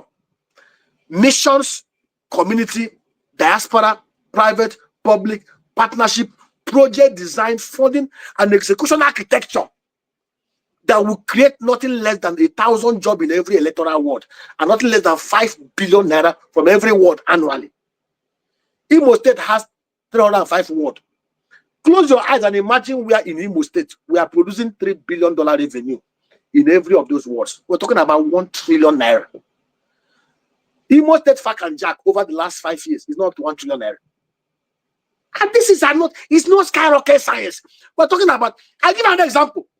We have over 5 million diasporas who crave to eat the African delicacy. Most of the yam you see in abroad that they have Ghana markings are from Nigeria because of the inefficiency in our ports and in our people truck it to Ghana and export it. I hear some of our diaspora say to me, if you come to UK, all the African stores are being managed by Pakistanis and Lebanese. How did they get the food? They have the structure. And I say to us, do you know that supplying food alone to the diasporas can give us about $20 billion into Nigeria? What do we do? Why do we have commercial attaches in our embassies? They are useless. Most don't even understand what it means to be a commercial attaché. A commercial person charge the affair in every embassy. His job is to see how he can connect the local market with Nigerians and diaspora and how he can put them together, create avenue for them to create wealth. And I say to it, all we need to do is, what do we need to get certification to export yam into America, into Canada, into Europe, into what do we need to get certification to export fish, to export tomato, to export this? What do we need to export all this? We get certification. How do we build a network of Nigerians producing, diasporas taking it and distributing it among themselves and other African people in Europe and other places? If I share with you, these are things I expect Shettima and the rest of them to be. I said to them, in Egypt, a time came when Pharaoh had a dream. Just the same way some of them carry their manifesto, which is their dream. Some of them don't even know what's in their manifesto. Pharaoh forgot his dream. Pharaoh brought all the professors, all the astrologers. They could not tell him his dream. Pharaoh now went and started looking for who will help him. They had to invite a Joseph. First, Joseph was a prisoner, a slave that was purchased from nowhere. They don't even know his ancestry, his father, his mother. But Pharaoh saw that this guy had the understanding, the wisdom, the skills, and could tell him his dream and interpret it. And Pharaoh felt clear, like, you know, that is like, oh man, let this guy help me to champion my economic transformation program. For 80 years, Joseph helped Pharaoh to build the biggest economy in the whole world. He was the prime minister.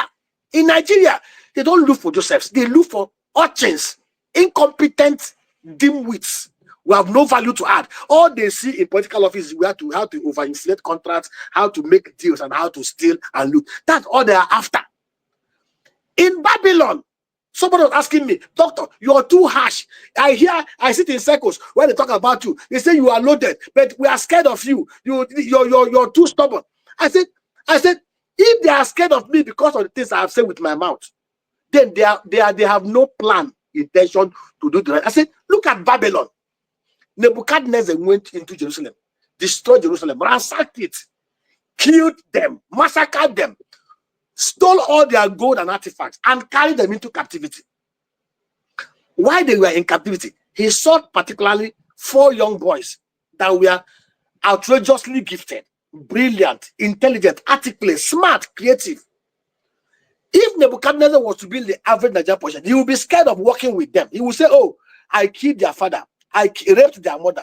Therefore, if I bring them close, they will topple me. But Nebuchadnezzar was not like that. Wicked Nebuchadnezzar brought Daniel, Shadrach, Meshach, and Abednego and empowered them as the chief of chiefs.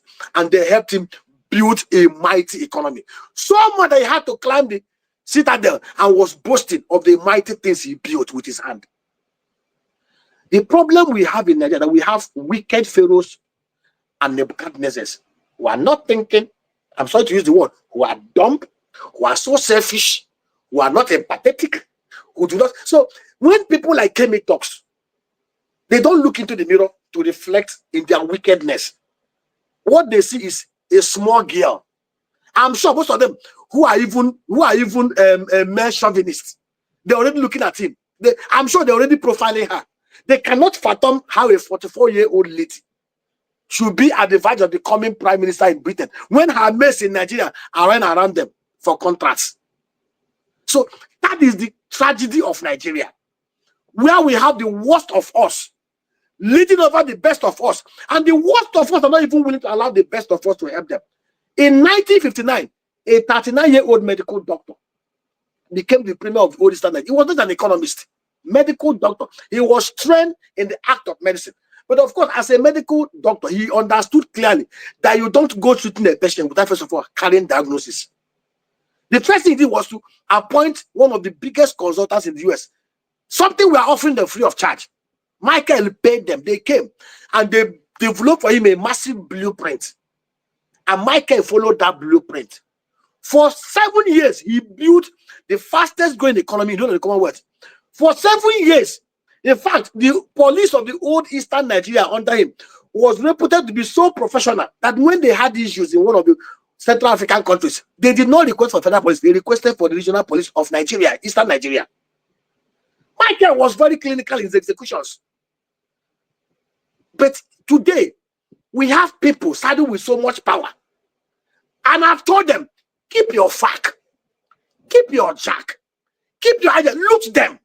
Don't bring it. Allow us to show you in very pragmatic and practical terms how you can build an economy. There's no state in Nigeria that cannot generate at least $10 billion annually. Look at the issue of VAT. All they were after, of all the beautiful things contained in that 4 documents, 4 executive bills by Oloyede team, the only thing they saw was VAT, waterfall. The only thing they all picked out was the sharing formula, the derivation. They never bothered to find out, oh, there are things in this bill that can eliminate the multiple taxes. They didn't see, oh, there are things in this bill that if we put our hands into our acts together, we can actually create a conducive environment for consumption to happen in our space. They didn't see every good thing in that bill. The only thing they saw was the revenue waterfall that's going to be changed. Because most of them are very lazy.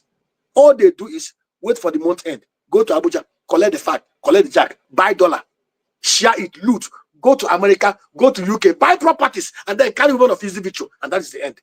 And that is why we are where we are today. Quite interesting. Now, for our viewers, I'm sorry, I know you are itching to come in and you want to join this conversation. We are going to do that, but we want to touch on a few more things, and then we come in to bring you in. So let me ask you, you have these experiences, you have this knowledge. I'm assuming that you said already that you've talked to people in power to implement them, and they are not. And you're already doing some that you are doing. But I know that in your bio, it shows that you wanted to also go into politics. Why do you think there is need for that? Why can't you continue to do what you're doing, expand it on your own? Do you need to be part of the political process to do more? Rudolf, my ugly experiences in 2015, 2019, 2020 taught me a lesson. I won't even try it again. The monies I wasted, the monies we burnt will have been enough to do things that will add more value to the people. Because the truth is that the leadership recruitment process in Nigeria is flawed. Until we carry out and execute 100% the OY's electoral reform recommendations, we'll be wasting our time. We have a selection, a leadership recruitment process that is totally flawed, not as we used to have it in the early 60s. So, like I told you, I will be a madman to try again to risk my life. If I tell you my experiences, you'll be shocked. In 2015, it got to a point, it was an election I won free and fair. What collection officers were being threatened? Because these are young men and young women who acted as ad hoc staff, who believed in the dream, who never wanted to be compromised. Some of them were threatened. At a time, I was even being asked, if you do this, we'll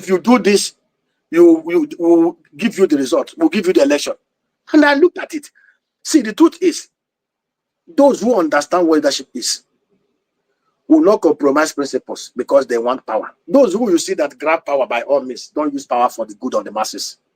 So I tried as much as possible to see myself within this space. I give you an example. Look at National Assembly. Rudolf, imagine me in the Senate with the nonsense. See, they will suspend me 10 times in 1 week. And that is the truth, because I cannot stomach the shenanigans there now. I can't. If I talk, I will organize one press conference. You suspend me, I go to court. The truth is, we lack in Nigeria, in the majority, men with good conscience, men with skills, men with knowledge, men with passion. Okay, now, we have left the space for them. And we are saying, I said, see, we are not asking to do this for you. We are telling you, look at this, take this template. It works. A template works. A template simply saying, it's like a recipe. If you put H2O, you get water. Anywhere in the whole world, H2O is water, hydrogen and oxygen. I said, look at this recipe. Put it this way. I'll give you an example. Sometimes, some years back, as the head of project finance in the bank, I was part of the team that advised from the buy side the acquisition of NAFCON on air. At the time, NAFCON was sold. NAFCON was sold for $152 million under Obasanjo guided liquidation. NAFCON was the only fertilizer company in the whole of West Africa. NAFCON nameplate capacity was about 775,000 metric tons per annum. And at that time, Nigeria was importing million tons of fertilizer into Nigeria. And, of course, as an investment banker, we're like medical doctors. If you can't hide away the truth, you must tell us the truth about why the business did not work. We intervened, the technical people and all the rest of them. And we discovered that the place was run down because of inefficiency. Firstly, 98% of the raw material for producing fertilizer, urea, ammonia, and the nitrogen, is gas, natural gas. As at that time, NGC was selling a standard cubic feet of gas for 22 cents. At the time, they were selling for 22 cents. It was selling for $1.25.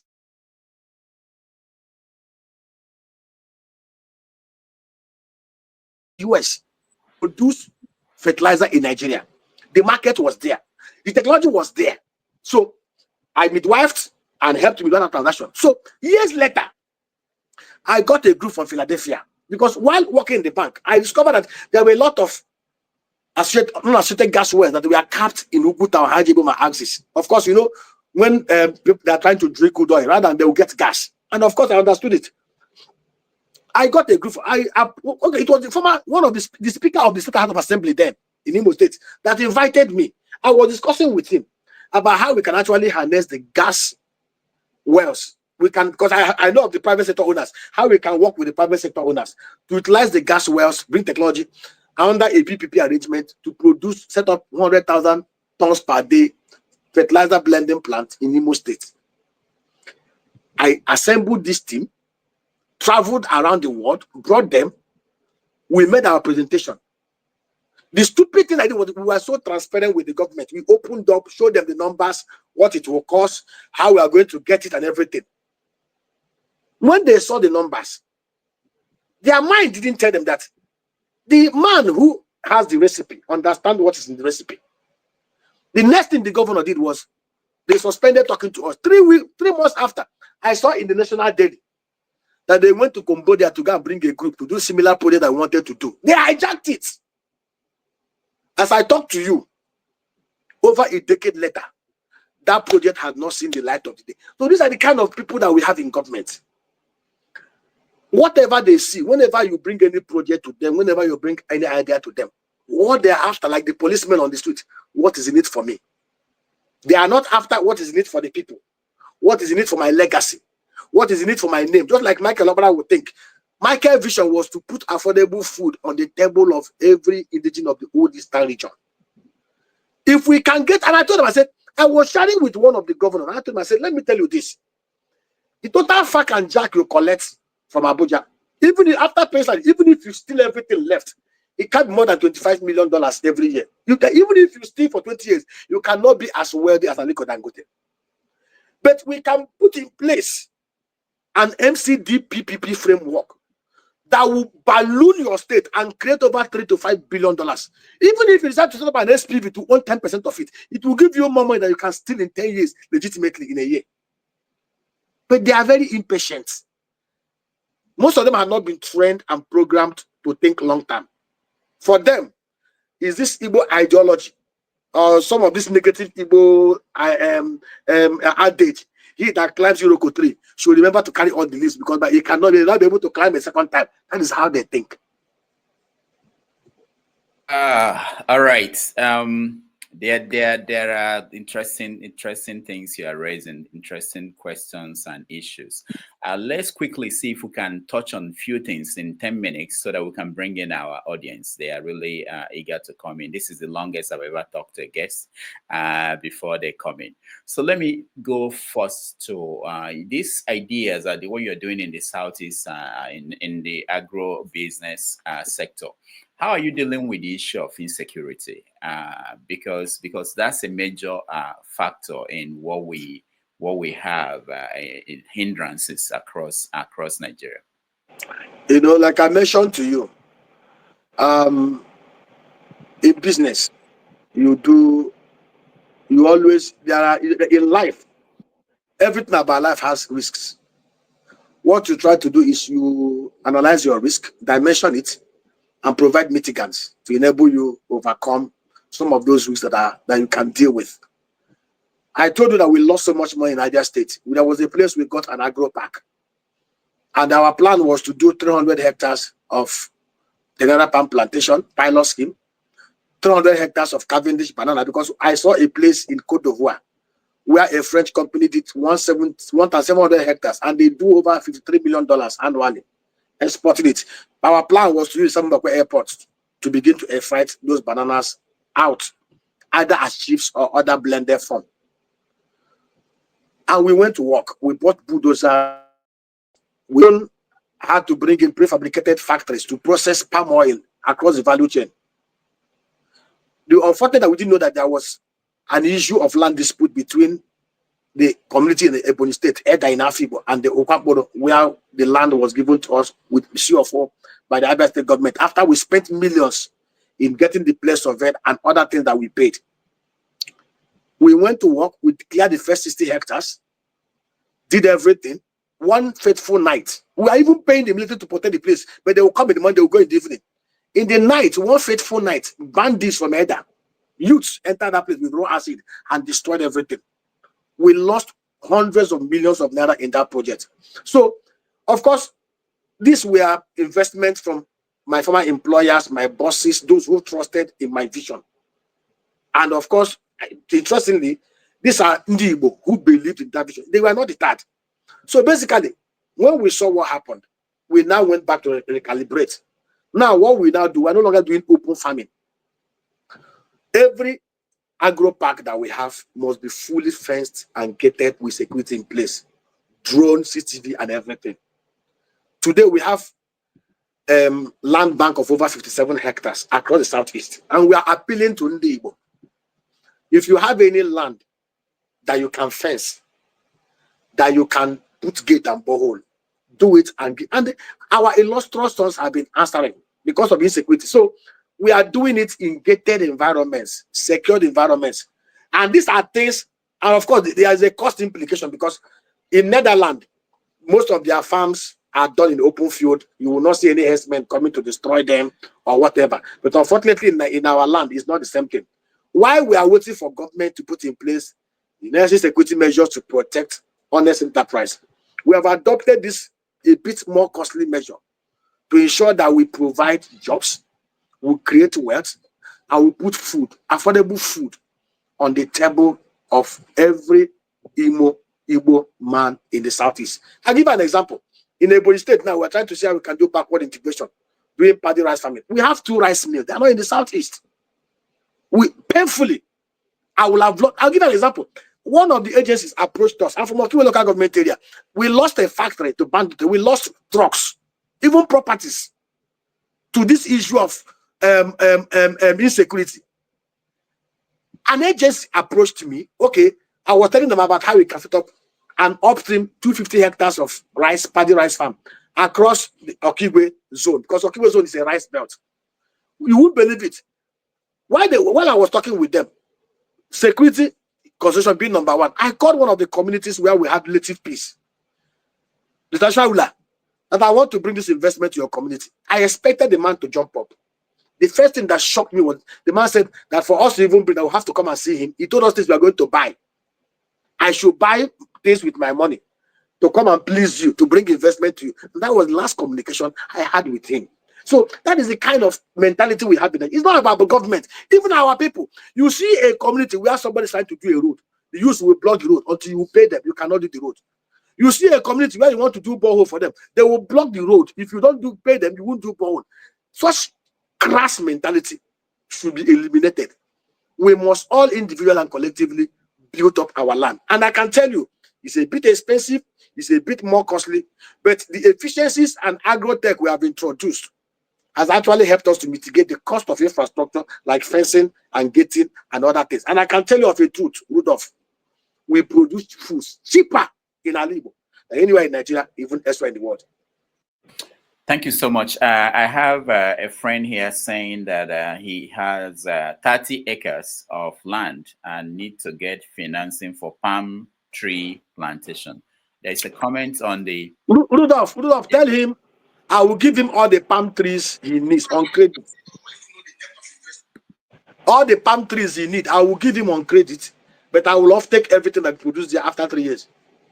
Okay, there is also someone who is our friend on the show who wrote on the comment section, I'd like to hire your guest as a consultant for my wife's rice farm in ATT in Imo State. So can you, for those who want to reach out to you, can you share your contact, or you want me to share any way you want? Share it with them. Okay, all right. So few things. Let's touch on few things, and then we have like 6 minutes before we now go on a break. When we come back, we let the our audience come in and weigh in. So quickly, I want you to touch on just quickly on these issues. There was this story about Emefiele. You mentioned him a lot in what you've been saying about this estates that we're hearing that he has ownership of, or kind of interest in those estates. What do you think about people like that? They're educated, they and what is the motivating factor? Because I think part of our problem is that we don't examine these things and we move on to another issue. But without examining what led to people being like that, and there are more people who are like that who are still in the system. And how do we deal with that? How do we come to the point where there is consequence? Okay, I need to correct one thing there. The properties that are alleged to have been attributed to Emefiele had actually been found out not to belong to him. It's actually part of the propaganda. It actually belongs, according to them, to the former Akantanjara. You remember there was a former Akantanjara that was found to have looted 109 billion naira. The question we should be asking ourselves, how did one man get to the point of a massive 109 billion naira and nobody found out? Let me tell you, public sector corruption is very pervasive. See, Rudolf, let me tell you something you must understand. When in 2015, Buhari came up with this idea of zero budgeting, every one of us clapped.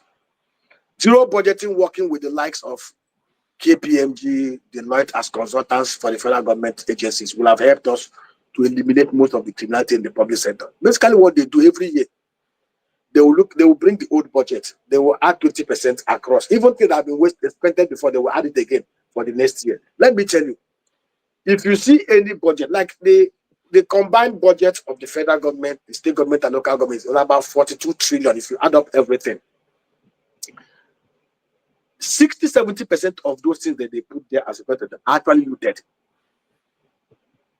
Whenever you see, if we are to subject our budgeting process across the MDS, across the 3 tiers and arms of government to real rigor, private sector rigor, bring a KPMG, bring a Deloitte, and all those to be part of the process, you will be sure that over 70% of those things that will put across the will be eliminated. What you see in the policy are deliberately contrived numbers, anticipation of what they will steal. That is why you see a civil servant on a salary of 30,000 naira a month. He's not paid for 1 year. Yet he's balling. He's building houses. He's buying cars. Where did he get the money from? Okay, let me touch on another issue. When Representative Ikweche slapped that bold guy, we saw how it ended. He came to the house, he apologized, and then the bold guy sued, I think, or was threatening to sue. At the end, the bold guy turned around to apologize to the man. And it was okay with the country. It was okay. It was something. How do you process something like that? I don't know. Maybe we've stayed abroad for too long. In Nigeria, we have two laws. The one for the rich and political elites and their private sector fronts, and the one for the poor masses and the rest of the other Nigerians. When they say here is a lawless place, a place filled with impunity, it's the truth. What you see is a common thing in Nigeria.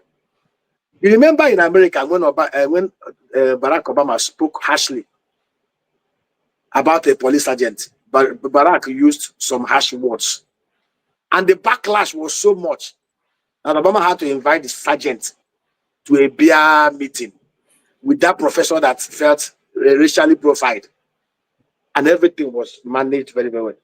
Imagine a sergeant. Of course, the guy replied back. Imagine a sergeant replying back to even ordinary DPO. They will bury him alive even before he starts. So the truth of the matter is that we live in a lawless place. We live in a place where we have two types of law. One for the rich and the privileged, political and the corporate class, and one for the rest of Nigerians. I give an example. Is there anything Dele Farotimi said that other people have not said, other big men? Sure, you saw the other guy, the guy from the north that went to Channel TV to say similar things Dele Farotimi said. Why have they not arrested him? The truth is, there's nothing Dele said that Obasanjo have not said. Sure, you know. There's nothing Dele said Obasanjo have not said that even worse. Let them dare touch Baba now. It's a lawless place. One last one before we now bring in people. You're a frequent guest on Arise. I know you know the team on the morning show. There was this thing that happened where Ruben said something about Igbo people and land, and there was a backlash, and Obe brought it to his attention, and we all saw the reaction he gave. What do you make of that in terms of the bigger picture and relationship in Nigeria between the people who are high and the people who are low? Do you see that as something that is endemic? Firstly, like I said, Ruben owes a public apology, not just to Ojobe, but to Ndigo. We must make that public apology. It's not enough to say he does not care and all those stuff. What he did was atrocious. You know, he relied on hearsay to malign a whole ethnic nationality on public telly. So he should humbly accept he made a mistake. Nobody's above mistake. Offer public apology to OG and public apology to Ndigo, and let this matter end and be closed and put to rest.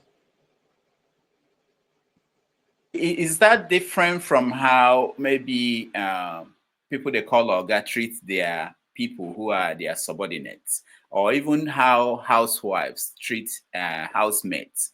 You know, it's something I see a lot in Nigeria, and I think sometimes we don't see it if we are in that setting for a long time. No, it's a character flaw that is in most of us, even in religious settings too. You see it even pastors treating their younger pastors harshly and rudely. It's a character flaw that each and every one of us must work on. In fact, let me tell you, how you actually judge a man that is humble, a man that is meek, a man that is kind and empathetic and compassionate, is how he treats those who are at a lower social standing than him. Of course, we are human beings. We are bound to flare up at times and lose the cool. But how you know a human being who is compassionate, who is humble, is that even when you make that mistake, you should be humble enough to publicly apologize. I'm a Christian. I tell you, difference between David and Saul Saul was arrogant in his iniquities, and he lost the throne. But David was a man who understood the fact that he made a mistake, and he always repent of his mistake. Remember when he had an issue, and the Shimea, one of the slaves, was mocking him openly, abusing him. Joab told him, let me go and kill Shimea. Of course, Shimea will have been wasted, just like we have it in Nigeria. The big man wastes the small man. David told him, don't touch that man. I committed a sin, and every shame I deserve to take it. There's nothing Shimea said that is not true. Allow me to bear the shame. God will have mercy on me. David rebuked and rejected Joab, killing Shimea. If it's in Nigeria, Shimea will have been dead. So we need to look back and ask ourselves, do we want to be arrogant, heady, and piggy as Saul? Or do we want to be humble and meek like David? Nobody is perfect. We have our shortcomings. But the difference between us and David, like I said, average Nigerian has the spirit of Saul. David had the spirit of our Lord Jesus Christ. Very compassionate, very humble, very meek. He knew that equality with God is not robbery, yet he chose to die on the cross among thieves. They knew he was righteous, but he took it for the sake of mankind. And he was washing the feet of the disciples. They asked him, don't worry, if I don't wash your feet, you will not be part of me. Say, he that will be greatest in the kingdom must be least, must be the servant of. And let me tell you, he said in even in religious, it is vanity. We so much love vanity in Nigeria. That is why you see, I ask this question. At the upper chamber, there were 120 people that gathered, that started the first church. Mary, the mother of Jesus, was there. Joseph, his brother, and other sisters were there. Mary did not say, oh, it's my son that died, therefore I am Mother Excellency. Mary's story was never heard throughout that period. Peter was the one, he said, before everybody, he proclaimed Peter as the leader. Lovest me 3 times. Feed my flock. Peter did not say, oh, he's the one that he told to feed the flock, therefore I am the kingmaker. Even when they want to select people, Peter will say, let us vote about it. They will cast lots. Peter never went to buy donkeys for himself and buy horses then, like SUV then. Peter had a wife and children. They were not part of that ministry. They were never mentioned. They had unity of mind. Leaders served. When they had the first issue, like the issue of we have in Nigeria, ethnic skirmishes, the Hellenist Jews were complaining about how the Hebraic Jews were treating their wives and their widows. Peter appointed 7 deacons, honest, upright, sincere men, and they went about administering the bread. And why the church grew, there was nothing like bishop, his wife, and children in charge. Peter had wife and children, but they were never mentioned. They were in one accord. The leaders were servants. They never spent the treasury buying private cars for themselves, buying private houses and building mansions or building towers of Babel. They were breaking bread. They were visiting people's houses. They will come to Emeka's house today. Tomorrow they will go to Ijoma's house. They visited every poor, and everybody shared bread. They didn't say that man was living in Swallow. We will not go to his house to go and break bread. And it's the same mentality. If we, as people, can adopt the same mentality of Jesus, of Peter, of David, here will be paradise. But of course, most of them have the big head of Saul. We want to be glorified even in our iniquity. That is why they want to crucify Kemi for telling them the truth, rather than tearing their clothes and pouring sand upon their head and repenting of their iniquities. They are busy telling Kemi how Elon Musk migrated from South Africa and how Rupert Murdoch came from Czech and how they say, go and check all the countries he pointed out. They are all doing well. Some of them are even better than America. India, over the last 10 years, had grown in leaps and bounds under body. Where is Nigeria over the last 10 years? So why we usually Sunak talk ill of Modi that is doing fantastic job in rebuilding his home country? If Modi is to be like the Nigerian position, Sunak will not have anything to do with him, and that's the truth. All right, one more. Let's take a break, and then when we come back, we bring in our audience and continue the conversation. Thank you so much.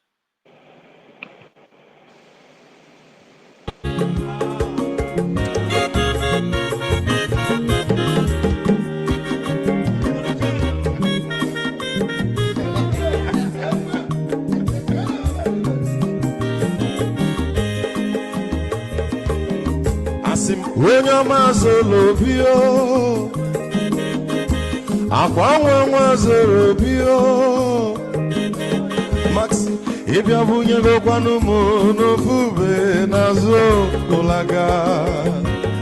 olaga ni piazugo, Mawula gadoni biazigo Akwa mwilo chiyo Biko rapuzuru Kona bazia Onyo mazuru biko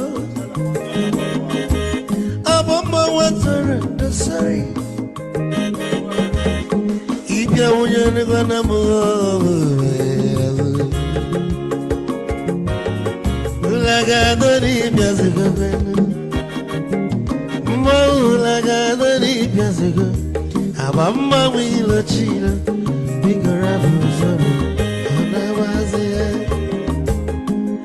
Mazi wakoma Odoguna kwerezi neka Onyoma nigadele mo Mazi ni mazi kama Ibu go mutibalani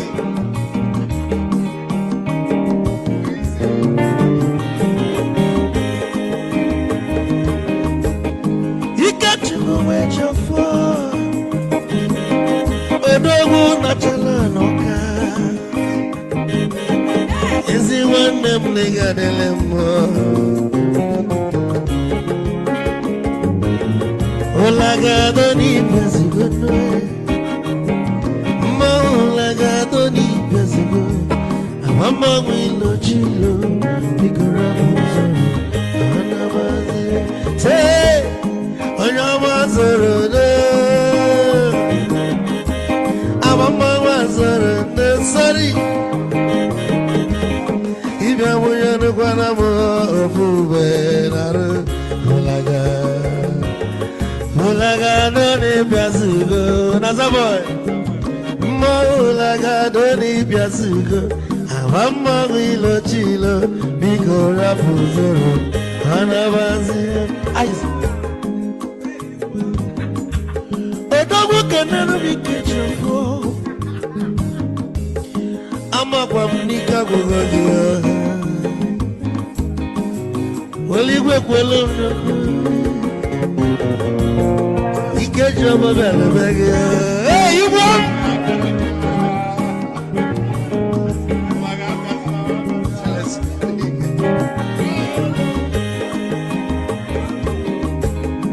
Eku kampune kene Amago ndi nso Chukwemeka lumo Ikechukwu negaji Esi nwannemeka nene Ịlapụlụ ife nini na-eme wee bịa Ka gosili na anyị na gị bụ nwanne wisdom gaji Ka nye gị maịkị ka ogobanya bụ egwu Isili maxi ọ bụ na-etiri egwu a Malụkwa malụ n'imego m ife ọjọọ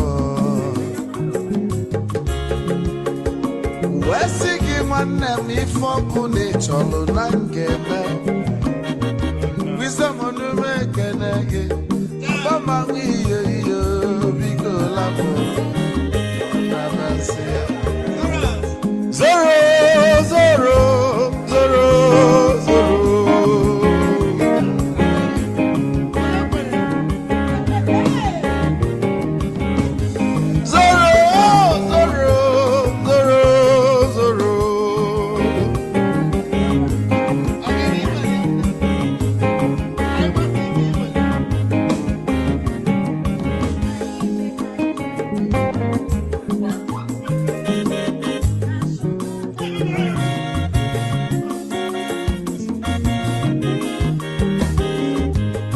Beduru joy na bugwa osa Sokoto Ujembe mwilo Anu solo mwe manofia nara Onye nwuro zurike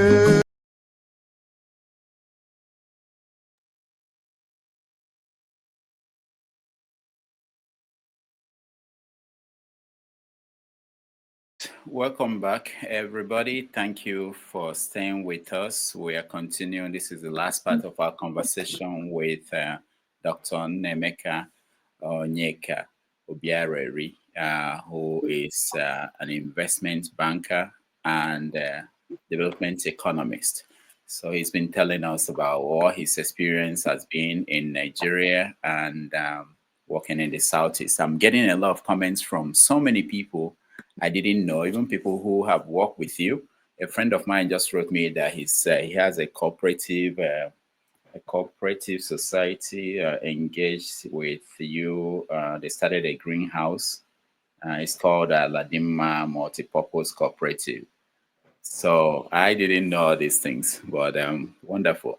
So let me bring in our audience, and as they come in, I want you to maybe talk about the Biafran movement and what happened in last few weeks with the arrest of Simon Ekpa in Finland. What impact do you think that has in the Southeast? Has anything changed? The truth is that people like Simon Ekpa are able to hold sway and they create the nuisance that they created because we have gaps in leadership in the Southeast. Gaps in leadership. P2B in Anambra, when Peter was governor of Anambra, remember that when Peter was in Anambra State, Masop was creating mayhem. Ralph Wazika and Co. We are creating mayhem in other states in the side. They never messed up in Anambra State. See, what you see here are people trying to model up genuine agitation by people. The truth that Igbo are marginalized. Nobody can deny that. The southeast of Nigeria is grossly marginalized. And because there is no leadership in place. So every Dick, Tom, and Harry try to fill the vacuum. When there's a vacuum, all manner of people will come up. And I ask you this question. If we have responsible leadership, like what I've shared with you here, Imo has 305 electoral wards. If we have responsible governor and responsible local government chairman who recognizes the importance of the people, involving the people in governance, and like I told you, create agro-industrial clusters in every of the wards that will put our youth to work, that will make them to be gainfully employed, that will address the marginalization. Some people will not be able to explore the gaps to create mischief. I gave you an example here. I have a rice milling plant in the north. You will load your truck of rice from Abuja through other places, Nasarawa to Benue. You will see minimal checkpoints. But immediately you enter Nsukka, that is where the bedlam and the madness will be unleashed. Every 1 kilometer, you will see one checkpoint. Either uniform checkpoints or checkpoints of Igbo civilians working for one local government area or the other. It will shock you.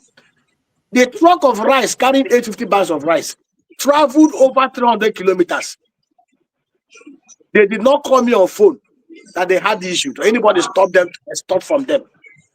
But from Nsukka, passing Enugu to Anambra to Owerri, we spent over 546,000 naira. Quote me anywhere. Some of them were receipted. But there was one that happened. The boss have all the documentations in place. This one happened at Overhead Bridge, after Niger Bridge in Asaba. Those guys stopped the bus. I told them, I said they should report them to the police. They said that they are working in tandem with the police, that it's a waste of time. They kept the bus there from 12 a.m.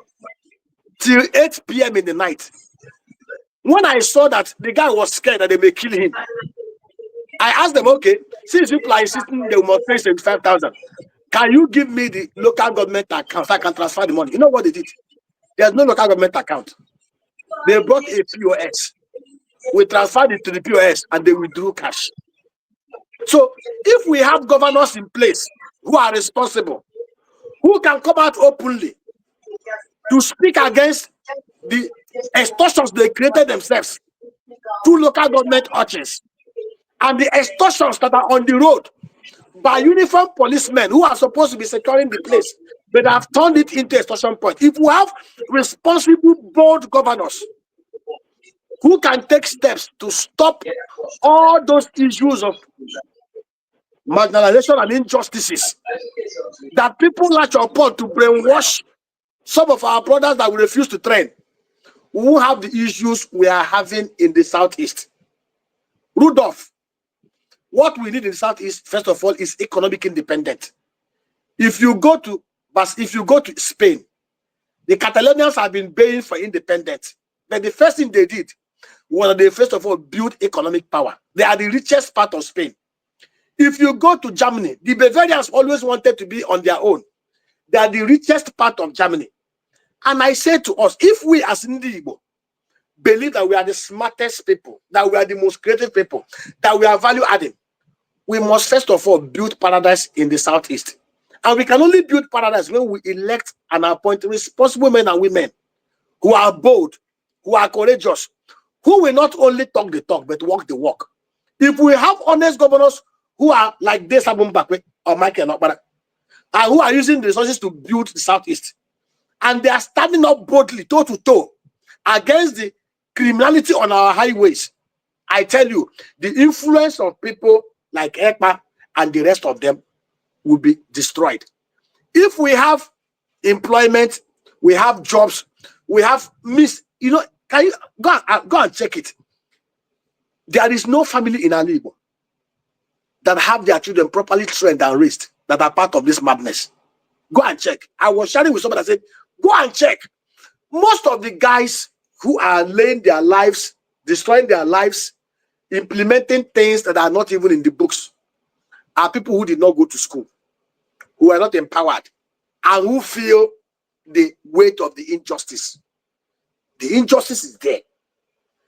But first of all, and I said to him, when I hear this sit at home, I laugh. There was a cartoon Mike Asuko drew where somebody placed his hand on the cross and was hitting himself with a nail. I was saying, government, are you seeing the pain? Let me tell you, we have a bunch of irresponsible human beings in politics. And even if you sit at home from Monday to Friday, as long as they are collecting the fact and jack, you are wasting their time. How many of the governors sit in the Southeast? How many local government chairmen? The more you hurt the poor and the masses and your economy, the more you hurt yourself. Common sense will tell you that you only do the kind of things you're doing in Senate environment where you have responsible leaders who are sensitive, who have conscience, and who goes back to their bedroom and think, what do we do to calm the frayed nerves? In Nigeria, we have people. In fact, the more chaos you create, the more opportunity for them to loot and steal and rig elections, and nothing will happen. Right. Thank you so much. Let's go to our audience members. I don't know how much time you have, but let's start, and then whenever you're ready to go, I know we've exhausted the time we agreed to. Femi, you're first. Your question for Dr. Nnaemeka. Good morning, Dr. Nnaemeka. I'm going to reel out 4 names and then go straight to my question. Kalu, Idika Kalu, Chu Okongu, Dr. Chu Okongu, Olufalaye, and Alhaji Abubakar. I learned that these were part of the consultum, if you will, including one of them who was a finance minister, I believe, during Babangida's regime, that a couple of whom were from the IMF as well. Were involved with the IMF as well. Now, I bring these 4 names up to ask you, because I've heard all kind of opinions, and I don't even know which one is correct. Now, who were the people that actually brought us into the quagmire of debt? How did we get into the situation of debt when, in many regards, it's been postulated that we had no reasons borrowing from the IMF, especially judging from where we're coming from in the 70s, where it was alleged to have been said by the then president of Nigeria, Yakubu Gowon, that Nigeria had money. The problem with Nigeria wasn't money, but what to do with it. Okay, the names you mentioned were names before the Fourth Republic happened. And let me narrow it down to the Fourth Republic. We have this penchant in Nigeria to always look back and blame everybody but ourselves. The people you mentioned were not the head of states. They were not the leaders. They were actually advisors. There was something Obasanjo said. It's one thing for you to advise him. It's one thing for him to accept your advice or reject your advice. The role of advisors is to advise. The role of the leader is to look through and sift through the motley crowd of advices and then pick the ones that he thinks best suit the interests of his people. The problem we've had in Nigeria is that we have never had selfless leaders in the mood of Michael Okpara, in the mood of Desamon Bakwe, in the mood of Lateef Jokonde. Let's look from 1999. When Obasanjo became president in 1999, Nigeria was a pariah nation, isolated by the rest of the world, sanctions left and right. When Obasanjo became president, our crude oil output was about 1.6 million barrels a day. Oil prices then was about $17.36 per barrel. Nigeria had a standard reserve of $5 billion, $3.9 billion already encumbered to creditors. We had over $32 billion on serviceable debt obligations to Paris Club and other agencies. The first thing Obasanjo did, based on the benefit of hindsight, being a head of state under the military regime, was to first of all move around the world. Remember, we are even abusing him, calling him the junketing president. He went about consulting, asking for debt forgiveness, reminding the whole world that what brought us to our knees were military despotism. The world listened. Of course, he assembled a crack team. He brought in some of the smartest and brightest minds in Nigeria. We had Obi Ezekwesili. We had Mokonji Iweala. We had Charles Soludo. We had Tamun. We had a lot of them that he brought together to form his core economic team. Obasanjo started massive reforms. Very strong man. The first thing Obasanjo did was to first of all curtail public sector bureaucracy, profligacy, and criminality. Ask yourself this question.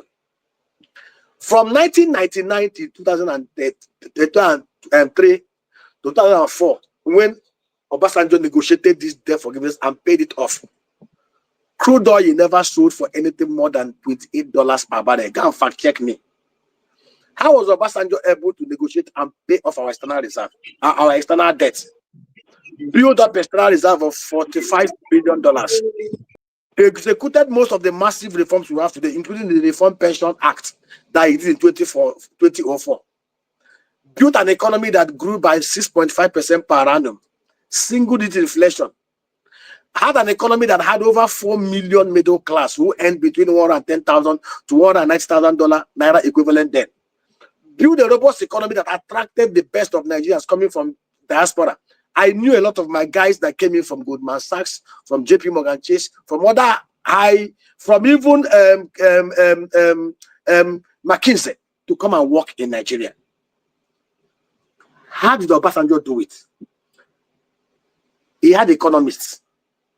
Like Obi Ezekwesili will tell you, you need to see Obasanjo debating with them. You need to see Obasanjo arguing with them. You need to see Obasanjo telling them, I won't take this one, no, it will not benefit Nigerians. And he will come out and say, it's one thing for you to advise me, it's one thing for me to accept it. The 8 years of Obasanjo, if we are to have benefit of hindsight today, we'll have allowed him to have third, fourth, and fifth term. He wasn't perfect. He made his mistakes. We knew of the issues of electoral malfeasance that happened under his government. But he was one man who truly loved Nigeria and a nationalist who was not swayed by religious considerations. Obasanjo was first in Nigeria before being a Yoruba man. Obasanjo was one man who considered merit over where you come from or the religion you follow. What basically we've had over the last 9 years had been an issue of people placing and coddling mediocrity over merit. Look at the cabinet of Obasanjo and the cabinet we have in place under Buhari. Obasanjo, see, under Obasanjo and Jonathan, it was under Jonathan that we had the first Igbo man who was the chief of army staff. And Ejirika was actually dealing with those criminals and bandits when some element in the north came up with the idea that he was trying to decimate their population. So the issue remains. It's not a case of somebody advising you, oh, this economic advantage, the onus, the bulk falls on the table of the president and the governors. Mbakwe worked with consultants. Michael Okpara worked with consultants and advisors. As a medical doctor, he was so enlightened that he could sift through the mostly all the advice being given to him and pick the ones he want to pick and the ones that work for his people. And let me tell you one thing: if you're a leader who truly loves your people, who is really compassionate, no matter how sophisticated the advice comes to you, you will be able to sieve it and choose the one that works best for your people. But unfortunately, the kind of people we have in political corridors today are not men who are compassionate. They are not men who are honest and sincere. They are not men who are empathetic. They are men whose only goal in life is to grab, occupy political office, across the territory of government, steal, loot, share, then come to America and they have the aspirants that will help them to launder the money everywhere, and then the UK. The choicest property in London today are owned by Nigerians. Over $18 billion is not to be stacked away in Dubai. How did the monies move? Bankers helped them, and other private sector fraud. So the truth is, we are all collectively responsible for what's happening in Nigeria today.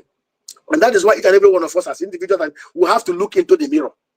The average Nigerian, even those who you call educated, are willing to lick the feet of anybody that can give them what they want. We pay so much emphasis on money, wealth, and material things that are seen, rather than on substance. The wealthiest man in Africa in the early 60s was a parliamentarian. If you look at the quality of leadership we had then, these were men that were educated, men that were enlightened, men that were not after what they would eat or what they would drink, men that wanted better names than the wealth. Today, all you have is all manner of garrulous. They want people that will still lit and then drink 98 Glenfiddich and wear Rolex that can build a mansion. And that is why we are. And all some of us who are elites, some of us who are the middle class or those upper middle class, who should be able to stand up like Kemi Badenoch to speak to them, are all either afraid, cowardly, compromised, or we are waiting at the end of the table to be admitted to be part of the looting tray. Thank you. Right. Thank you, Femi. Let's go to CM.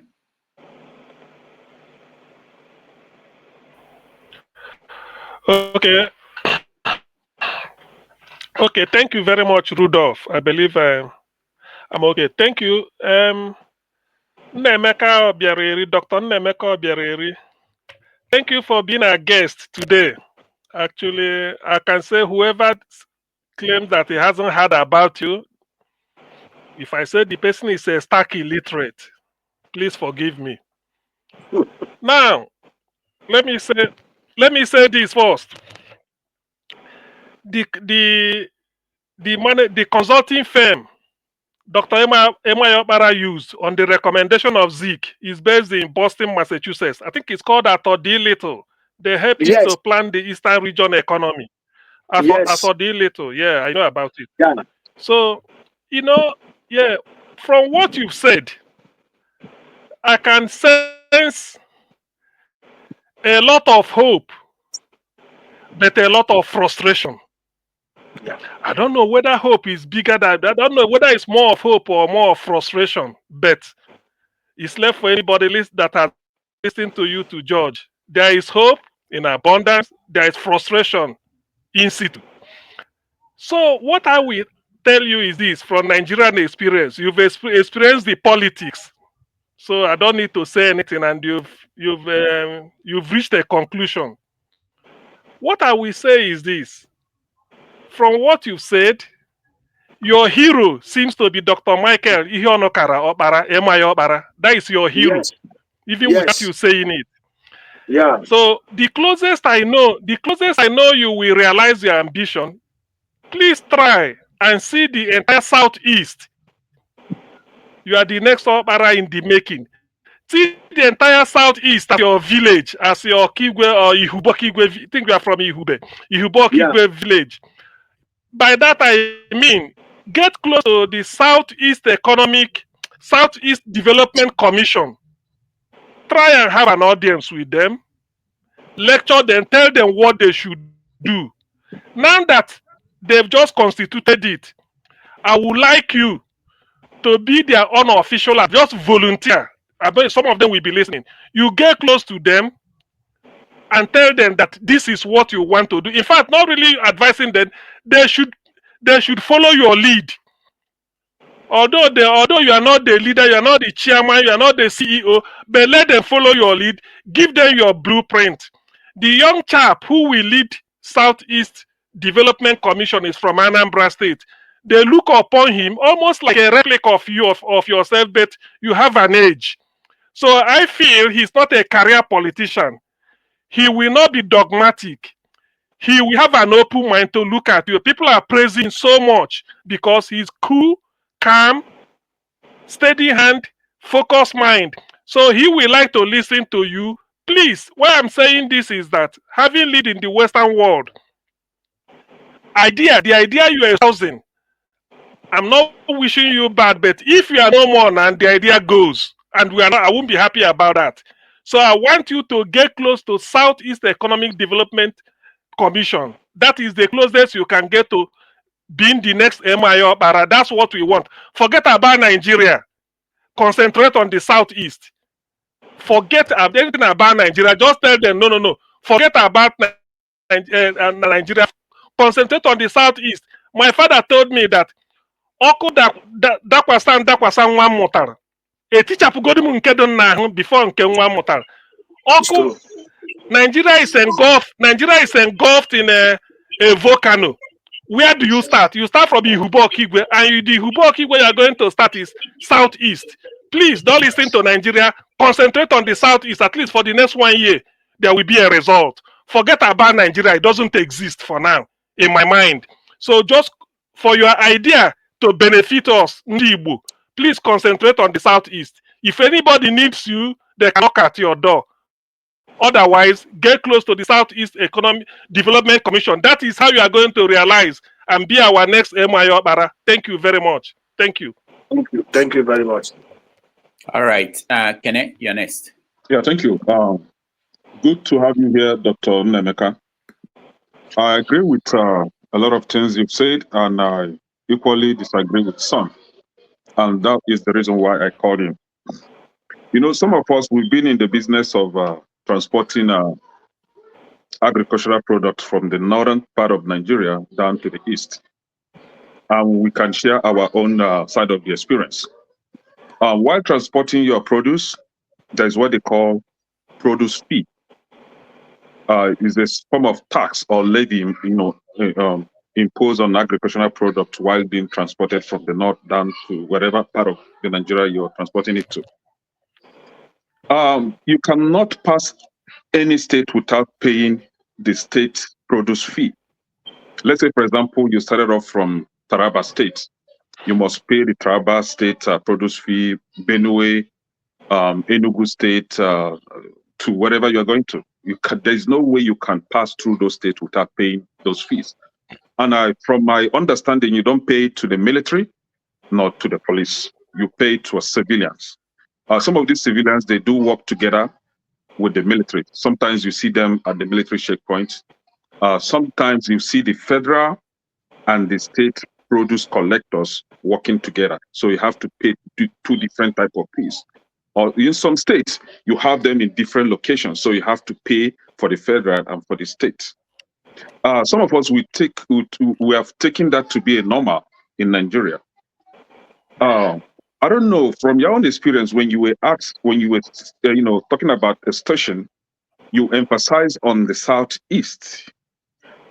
In as much as I disagree with what is going on with the Anambra State government when it comes to taxation, I also believe that your experience at the head bridge on Nisha is not out of order.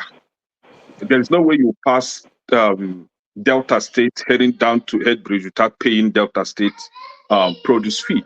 There's no way you pass through Edo State without paying. So why is Anambra State's own an exception? And again, if you're coming through Enugu on the other side, there is no way you will pass through Enugu without paying Enugu State's produce fee. And again, when you come to Anambra State, immediately after Ezo River, you must pay that. They have their checkpoints there. You must stop there and pay. So I don't think that is out of order. The only thing that I would disagree with is when police or army are imposing a sort of collection of illegal fees from motorists or from those trucks, then I would disagree with that. Now, when you were asked about the insecurity in the Southeast, you gave an example of your farmland that was destroyed by the youth. And I believe it's the youth of that land, I mean, that community. My question now is, was that land in any form of dispute between maybe the youth and some irresponsible community elders? How did you secure this land? Was it a land that is in dispute, or you genuinely bought this land from the community? Now, talking about insecurity in Southeast, prior to ESN and the Biafra Liberation Army, we had our share of experience from Fulani herdsmen coming to our farmland, raping our women, destroying our farmland with their cattle. And that was the reason, I mean, the primary reason for formation of that ESN and Biafra Liberation Army. I would not question why ESN or Biafra Liberation Army was formed, because it was formed for a reason. The likes of T.Y. Anjuma, we are calling on their people to protect themselves since the federal government could not protect them. We had other northern governors or leaders calling for self-protection of their people. Why is the Southeast own different? Yeah, Kenneth, thank you. I wanted you to round up one question. So everybody, please find your best question so that we can get to other people before our guests will leave. We've done 3 hours, 2.5 hours, more than that. And so go ahead, Dr. Nnaemeka, you can answer him or respond to his comments. Okay, Ekene. There's what we call hackney permit.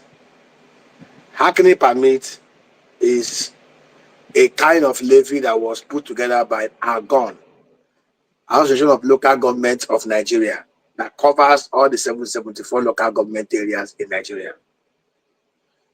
And the hackney permit covers most of the levies we're talking about. It's 35,000. Any truck must have hackney permit.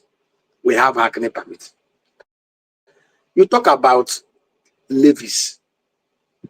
When an agency of the state collects levies, where are those levies paid to? Is it state or local government account or to POS agents on the road, and then cash withdrawn by those agents? Now, the taxation we're talking about was not even for Anambra State. It was after Anambra into Asaba. And they took 75,000. I didn't say 7,000. You talk, those levies we're talking about are levies. There are levies that you pay into acknowledged local government coffers. Of course, you know that multiple taxation also has its implications in the cost of goods and services in any economy. And that was the whole essence of the executive tax reform bills that was put together by the Terry Oloide team, so that we'll be able to eliminate all those multiple taxation by federal, state, and local governments and unify them into one codified body. Then we'll have a waterfall through derivation. Paying the right taxes and levies is not what I'm talking about. What I'm talking about are extortionate points where they will put a gun on your head and demand for you to pay. So there is no local government levy at 75,000. I'll give you an example. A particular truck paid a levy that is over 1 kilo. After 2 kilometers, he saw another of the agents on the road. He gave the receipts of what he paid to them, and they withdrew one of the receipts and were harassing the guy. Unfortunately for them, the guy had a police officer who was in the car and who now saw what they did, and an issue, and they ran away. So what I'm saying that multiple taxation is not. I can give you an example. I produced the bag of rice at the mill for 68,000 naira. The bag of rice ended up being sold for 100,000 naira because I have to pay for the logistics. Every of the cost that we incur, we will divide it and put it on top of the last consumer who will pay for the goods, and which is not good for the welfare of the Southeast. Now, you talk about both of us are on the same side. How did even ESN came to be? It's part of the irresponsibility and gap in leadership in Ali Igbo. Remember when this issue of madness started? The Southwest formed Amatokun. Remember, the far Southwest was proactive to form Amatokun because these terrorist herdsmen were everywhere. The Southeast governors could not do anything. They were pussyfooting. And because there was absence of leadership and there was a gap, that was how ESN came to be. And you and I know that when you give arms to a very uncoordinated entity, even no matter how well intentioned you are, some criminal element may try to abuse it. And because it's not a structured arrangement, you cannot control that criminal element. And one thing about handing over arms to an uncoordinated group is that the criminal element over time may overpower the genuine intention of the good ones. And they will paint everybody in black light. And of course, you will also not forget that some state-sponsored actors may also come in there to discredit them. You remember Asari Dokuba confessed of his activities in Imo State. Is Asari Dokuba part of ESN? Is Asari Dokuba part of the Ebubenketa that Hope set up in Imo State? Those are the kind of lawlessness that we have when you have absence of leadership. Take, for instance, Anambra State. When Peter became, I gave you the example of what Peter did. You and I know, and I've shared this thing with the governors. If the Imo State governor is sincere, and he says today, we have 305 electoral ward. He said, every community, I've shared with them on how we can tackle security in Imo State. Every community, give us 30 or 50 of your sons. The community knows the good, the bad and ugly. They'll select the good ones. You train them and you equip them. The same thing with every community. It will take about 32 billion. I've showed them how they can stop the security trust fund. If you have your community youth gainfully employed, you create clusters, and you hand over security to the people, they will protect themselves. Lawful terror, the ties on lawful terror. If you're in a family, you're 8. One person has AK-47, and he's the idiot in the family. As long as all of you are weaklings, if he anytime he exhausts his money, he will cock his AK-47. Everybody will release. But if in the family of 8, 6 of you have AK-47, that bad one that has AK-47 will advise himself either he leaves the family or people will liquidate him. So the problem we have in our Igbo today is that we have a responsible leader. Let me tell you, if I'm the governor of Imo State, I bet you our people want people they can trust. If a governor is trusted by the people, if a governor has the confidence and legitimacy of the people, and they truly believe that he is responsible, he can protect them, he has their best interests at heart, he is not subject to any external influence, they will listen to him and they will help him to secure their state 24/7. It was easy for Peter to do Anambra because Anambra people trusted Peter. They believed in him. They knew he was not there to loot their money, and he was very transparent. Transparency and accountability and responsible leadership eliminates all manner of gaps for anybody to exploit. The gap we have in Alibo today is a gap created by absence of quality and responsible leadership in the mood of Michael Okpara, and the most recent in the mood of P2B. Right. Thank you so much, Dr. Nnaemeka. Thank you. I should give you Thank you. I'm holding my phone. Thank you. Thank you. All right. Thank you. Ansatya next. All right. Welcome to the show, Dr. Nnaemeka. And Ali. Dr. Rudolf, thank you for hosting another show and bringing quality, high quality guests to this program. Then, of course, Dr. CM. By the way, Dr. CM, I'm going to use your name as is shown on the screen now. You have not to be perfect, but better. This is where, when we, myself, humbly talking about good, which is an adjective, and over there, you're saying you don't want to be the superlative, but rather to be the comparative, which is better. So I'm going to use that when I address Dr. Nnaemeka. And then, again, my brother, Shim, from God's own state, and on the politics, the rest of the people in the comment section. Welcome to the show. Dr. Nnaemeka, I have to tell you, I don't have a lot of time. You see, when he was approaching me, Rudolf was admonishing Kene about time. It's talking to me, right? It's my turn next. He does it every week. So what I want to do is to make some comments, and then you could talk all day. He's not going to bother you. So let me go ahead and start by saying, you're a very brilliant guy, practical, theory. You've got it all here. You've elucidated that when I was listening here. You get all the solutions for Nigeria's problem, but we have a problem in the country, which I'm going to ask you a yes or no question first, and then I continue. I'm going to say the overarching problem we have in the country is that of tradition. We have an Islamic tradition, and then we have the Western tradition. Do you think we have that intersection, and it's a big problem for us? The problem we have in Nigeria, like you rightly point, we have different civilizations, conflicting civilizations coming together under one umbrella. And if you look back, before independence, Obafemi Awolowo, Ahmadu Bello, Tafawa Balewa, Herbert Macaulay, Zeke, they all had conferences and summits where they agreed on a constitutional and physical framework that clearly identified our divergences and that will harness our strengths. If you look at the constitutional and physical framework of Nigeria, we had stronger constituent units and a weak center. We had like something like a confederacy between 1960 to 1966. There was tribalism, there was ethnicity, but people grew at their own paces.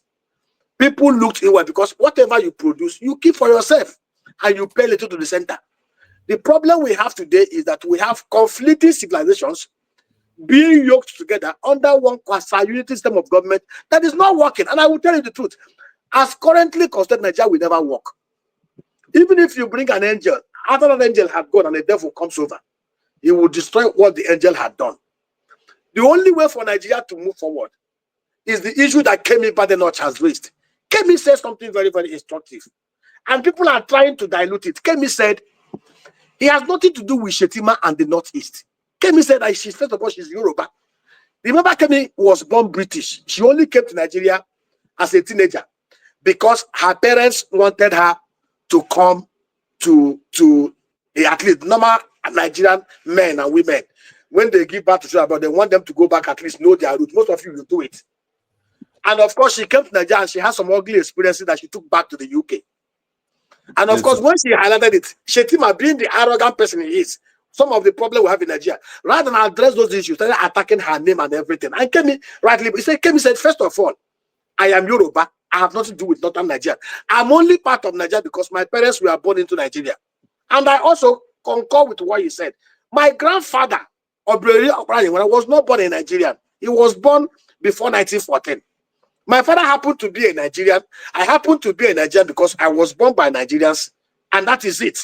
So if we want to fix Nigeria, we have conflicting. Of course, you saw what happened in 2023. And the gulf keeps on widening. All we need to do is for us to go back and pick the 1963 Constitution, dust it, adopt whole line and sinker, the physical, governance, resource production and control framework, and develop the 4 regions into 6 regions. Let each constituent unit group, let each region control their own fate. Let the Igbo choose how they want to govern themselves. Let them produce their revenue and pay tax of 50% to the center.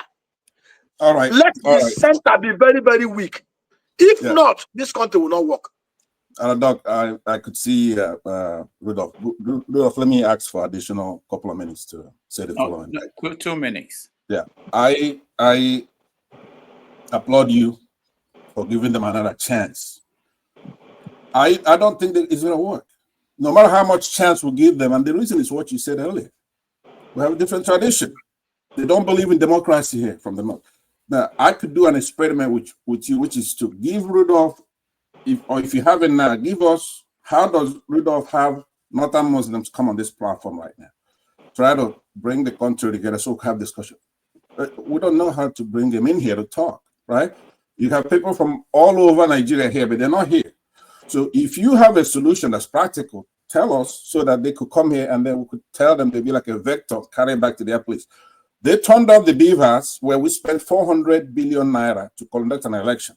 And they just turned it off by provocation, which is to say, see, when you're in a relationship where somebody has no respect for you, to where they've gotten to the point they say, do your worst. There's no other reason to talk. So I'm saying respectfully to you and a lot of our intellectuals who are mostly pacifists, because in their nature, they want to solve the problem, right? I'm saying to you, we've gotten to where they've captured our people. Even somebody like Dele Faro to me right now, right? Nnaemeka Onyeka, who was basically telling me the truth. They have him in a good. That's provocation. Why should I go back to some kind of constitution we had in the past rather than to do it the way Pakistan did it, and with India, Bangladesh, the Jews in Israel are doing it with Palestinians. Nobody has the solution that is that where you have the kind of percentages we have live together with Sunni Muslims. They don't want to listen. So what I'm saying is that we have to do by force. We have to. Let me just land that, Rudolf. This is important. You brought somebody this quality here. I'm saying that, and nobody wants to hear it, but then don't make them do it. It's not me who is telling you what they're doing. We must stop them from doing what they're doing. We cannot have them turn off their beavers with impunity forever. They will forget about it. Where we elected somebody, we told our people, go and get your PVC and vote. Then you just turn it off at night. Now it's unacceptable. I believe that the consequences of turning off their beavers is gonna be war. We're gonna have to stop them from doing this. No going back to anything. As proposed, I'm on the right of Nnaemeka and Simon Ekpa. I propose we take them over. We can defeat them in a war. So what are we afraid of? All right, thank you. Capturing our people, Dele Faro to me, it's in there. Anybody who tells the truth, they capture them. It's like, do your worst. Thank you very much. And sir, hopefully we see again under another circumstance, because you have the practical solution. I believe that CM gave you a good advice. Concentrate on our people to grow our yams, and there's nothing they have in the north. We cannot produce tenfold better than we're doing over there. We just let them to do that so we could engineer some satellites, AI, go to space while they're doing the cows. But if they're going to use it to hold us by the balls, we'll go back and do our thing. We could do it. All right, so thank you. They're not here, so the only way they're going to know what I'm saying is that somebody gossiped and told them. They won't come here to listen to the lights. All right, thank you. Thank you, Pansat. Let's you have any comments if you have, Dr. No, I just want to. I'm surprised he has exited. Issue also, because if you claim you're following somebody, then you must also understand what the person's ideology is. You remember in 2017, MNAK says something. You know, that was the time they had a meeting with when Ben Nwabeze was alive, Professor Ben Nwabeze. You know, he wanted to broker peace and to make everything straight. And the MNAK laid down the marker. And what he said was exactly what I was trying to say here, that we need to go back to the constitutional framework that worked for us. He simply said, give us seaport, give us international gateway, allow the embassies to be in Enugu and Owerri. I don't know why my grandmother will have to fly to Lagos to get visa to travel abroad. Let us have our own arrangement where we'll have our rate tracks that will cover our legal. He laid down this, and he told the governors, if you go in there and you can extract this thing for me, I will lay down every agitation and we will continue the way we are. What basically was asking was for autonomous region. Every ethnic nationality, every region, control your destiny. Remember that in 1960, Obafemi Awolowo was even reputed to have even asked that secession. Obafemi Awolowo was, in fact, one of the most pragmatics of all the founding fathers was Obafemi Awolowo. He even wanted secession to be inserted in the constitution. Remember, he wanted secession because he knew that a time will come when this may not be the way we agree. It's okay, let people go their way separately. Others shut him down. That peaceful secession was not inserted there. And we all know the truth. Let us tell ourselves the truth. War will not solve any problem. Even after fighting war, you must still come back to the negotiation. Even after the Second World War, both the winning and the losing parties also came to the negotiation table to come and discuss peace and armistice. So basically, rather than war, and that is where we need to ask our own people who are in power, who are, of course, are you seeing the United Kingdom? The Scottish National Party, which represents Scottish interests, are part of the National Parliament in Westminster. Remember, there was a time they moved for them to have their own independence. They had a referendum, and they lost in that referendum. They did not fight about it. They went back again. But they, as part of the big United Kingdom, elected people that protect the interest of the Scots. If we have responsible governors, if we have responsible men in the Senate and House of Rep, if we have responsible men in the state assemblies who truly love Alibo, they will be the ones. Of course, you saw the way the North came up together against the tax bill. You saw the way the governor of Borno State was speaking vehemently against the president. None of the governors in the Southeast will have the guts to speak that way. So what you should be asking, rather, the truth is, we lack men with balls. We lack men with balls. I tell you, if I am in the Senate, see, they will suspend me every week. I won't take the rubbish. If I stand up and talk on the floor, you don't listen. I will organize. As I'm stepping out, I am calling BBC. I will be holding world person. I will so embarrass you guys that you will be forced to listen and articulate things. The problem we have, and I say it, my brother Pansa, and that is why you see some of this we are trying to do in terms of trying to build wealth and the economic power in the Southeast. War benefits nobody. Our job is to make sure that we are able to pull and put our people on the spot to do the right things. Thank you. I said we had an election and they shut off the. Let me say something. Right? Relax. No, it's not about that. It's not about that. We have to care about other people who are in the panel, and we want to hear them. And the guest has to go. I will be gone in a minute. Just give me 30 seconds. I'll be gone. Not only am I going to end my comment, I'll be gone. You get rid of me. But what I'm saying is this, Doctor. I said that our people went and voted for the right people. For example, in the presidential would have been Peter will be there, right? So in Imo State, where you're from, the Supreme Court picked him. He's not our leader. He came in fourth or thought our people are savvy. So what I'm saying to you is that this kind of provocation, who doesn't know that peace is better than war?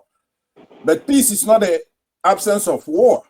The problem is that the provocation is one that we have to have a conflict. I'm not choosing it, but you cannot in the abstract say this is precluded. I'm saying that besides, if they want survival of the fittest, why should I exit if I know I could take them over? Do you understand? All I'm saying to you is that you cannot determine the state by abstraction. You know, we have to deal with the animal we have at hand. It's our country. Our father brought independence. If anybody's gonna leave, it's gonna be them who came in there, and they're making trouble. They don't believe in democracy. So no prescription to me. It's gonna be complete without solving the problem. We have to drain the swamp. All right. Thank you, Pansat. Let's go to Obi. I think one of our problems as a people is that it's not that we don't have people of integrity or people of courage, but we lack men who can actually set law and uphold the laws and rules that they set. I think that's one of our major problems. Doctor, welcome to the gang. I think it's the STP presidential candidate, Prince Adebayo, that said that we young people are victims of history. But I think I would like to say it's not just young people. We as people generally, we are a victim of history. And Doctor, I'm holding this against you, but at the same time, I understand the time constraint here. In response to Pansat's question, you alluded that we should go back to 1963 Constitution. But on the other hand, you take Obasanjo from, as far as I'm concerned, it should be in the gutter, but you put it to the highest pedestrian we can ever see. Now, let me touch a little bit on history. Obasanjo was the architect under his watch that the 1979 Constitution that ushered the democracy then that brought Yar'Adua to power was under him that he orchestrated that constitution, which actually give us the presidential system that we are having today.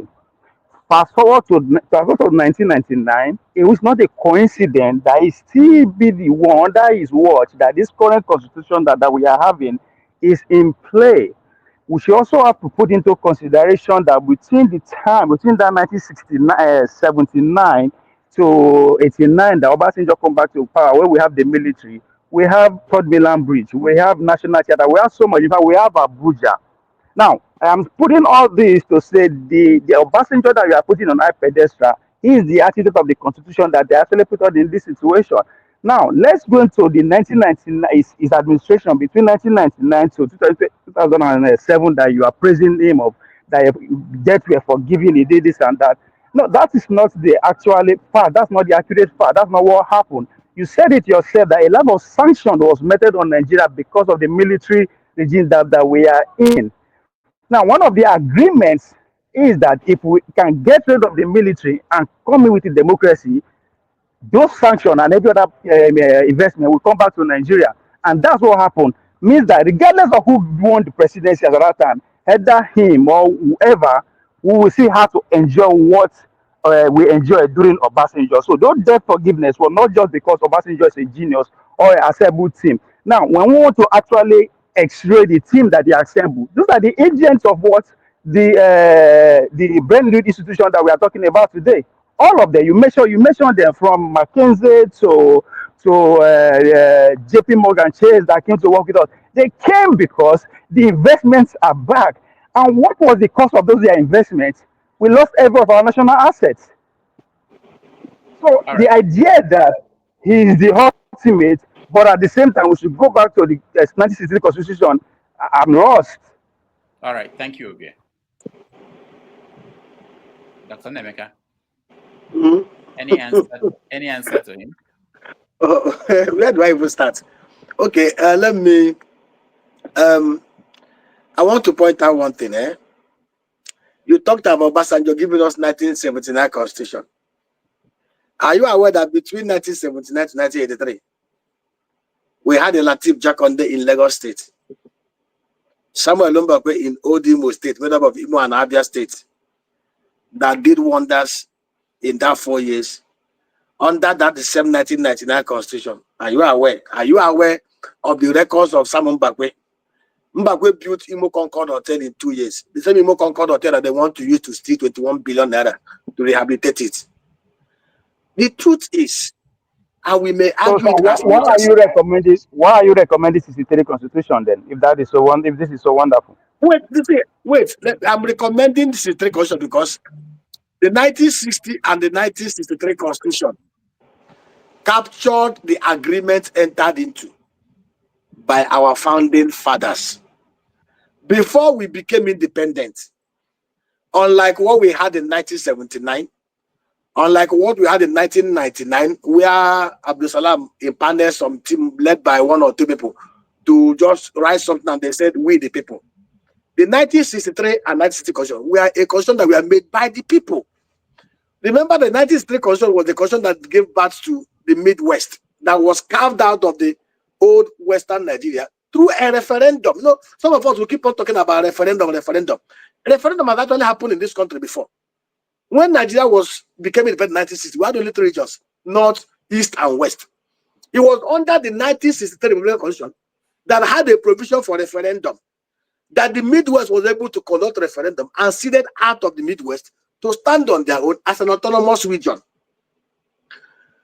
Like I said, Nigeria, just like the UAE, just like the US, can work if we have a confederacy kind of thing that allowed people that are homogeneous or that share the same kind of civilization to live together, work together, grow together at their own pace, and contribute to the center.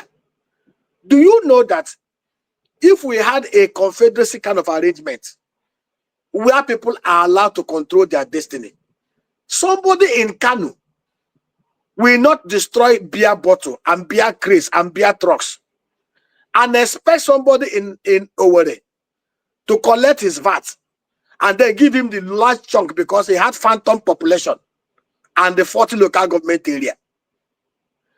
If you had autonomous, do you know that in 1963, the regions had their own sub-embassies in the UK and US? Are you aware? Are you aware that Michael Okpara had his own commercial diplomatic in the UK? And let me come in. Let me tell you this. The truth is, any Igbo man who is very, very smart will tell you that the world is our community. The world is, let me tell you,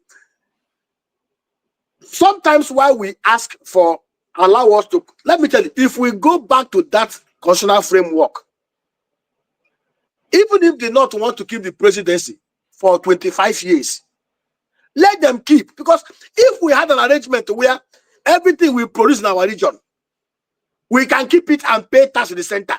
We have the freedom to generate our own power and distribute among ourselves. We have our own regional police to protect ourselves without recourse to Abuja.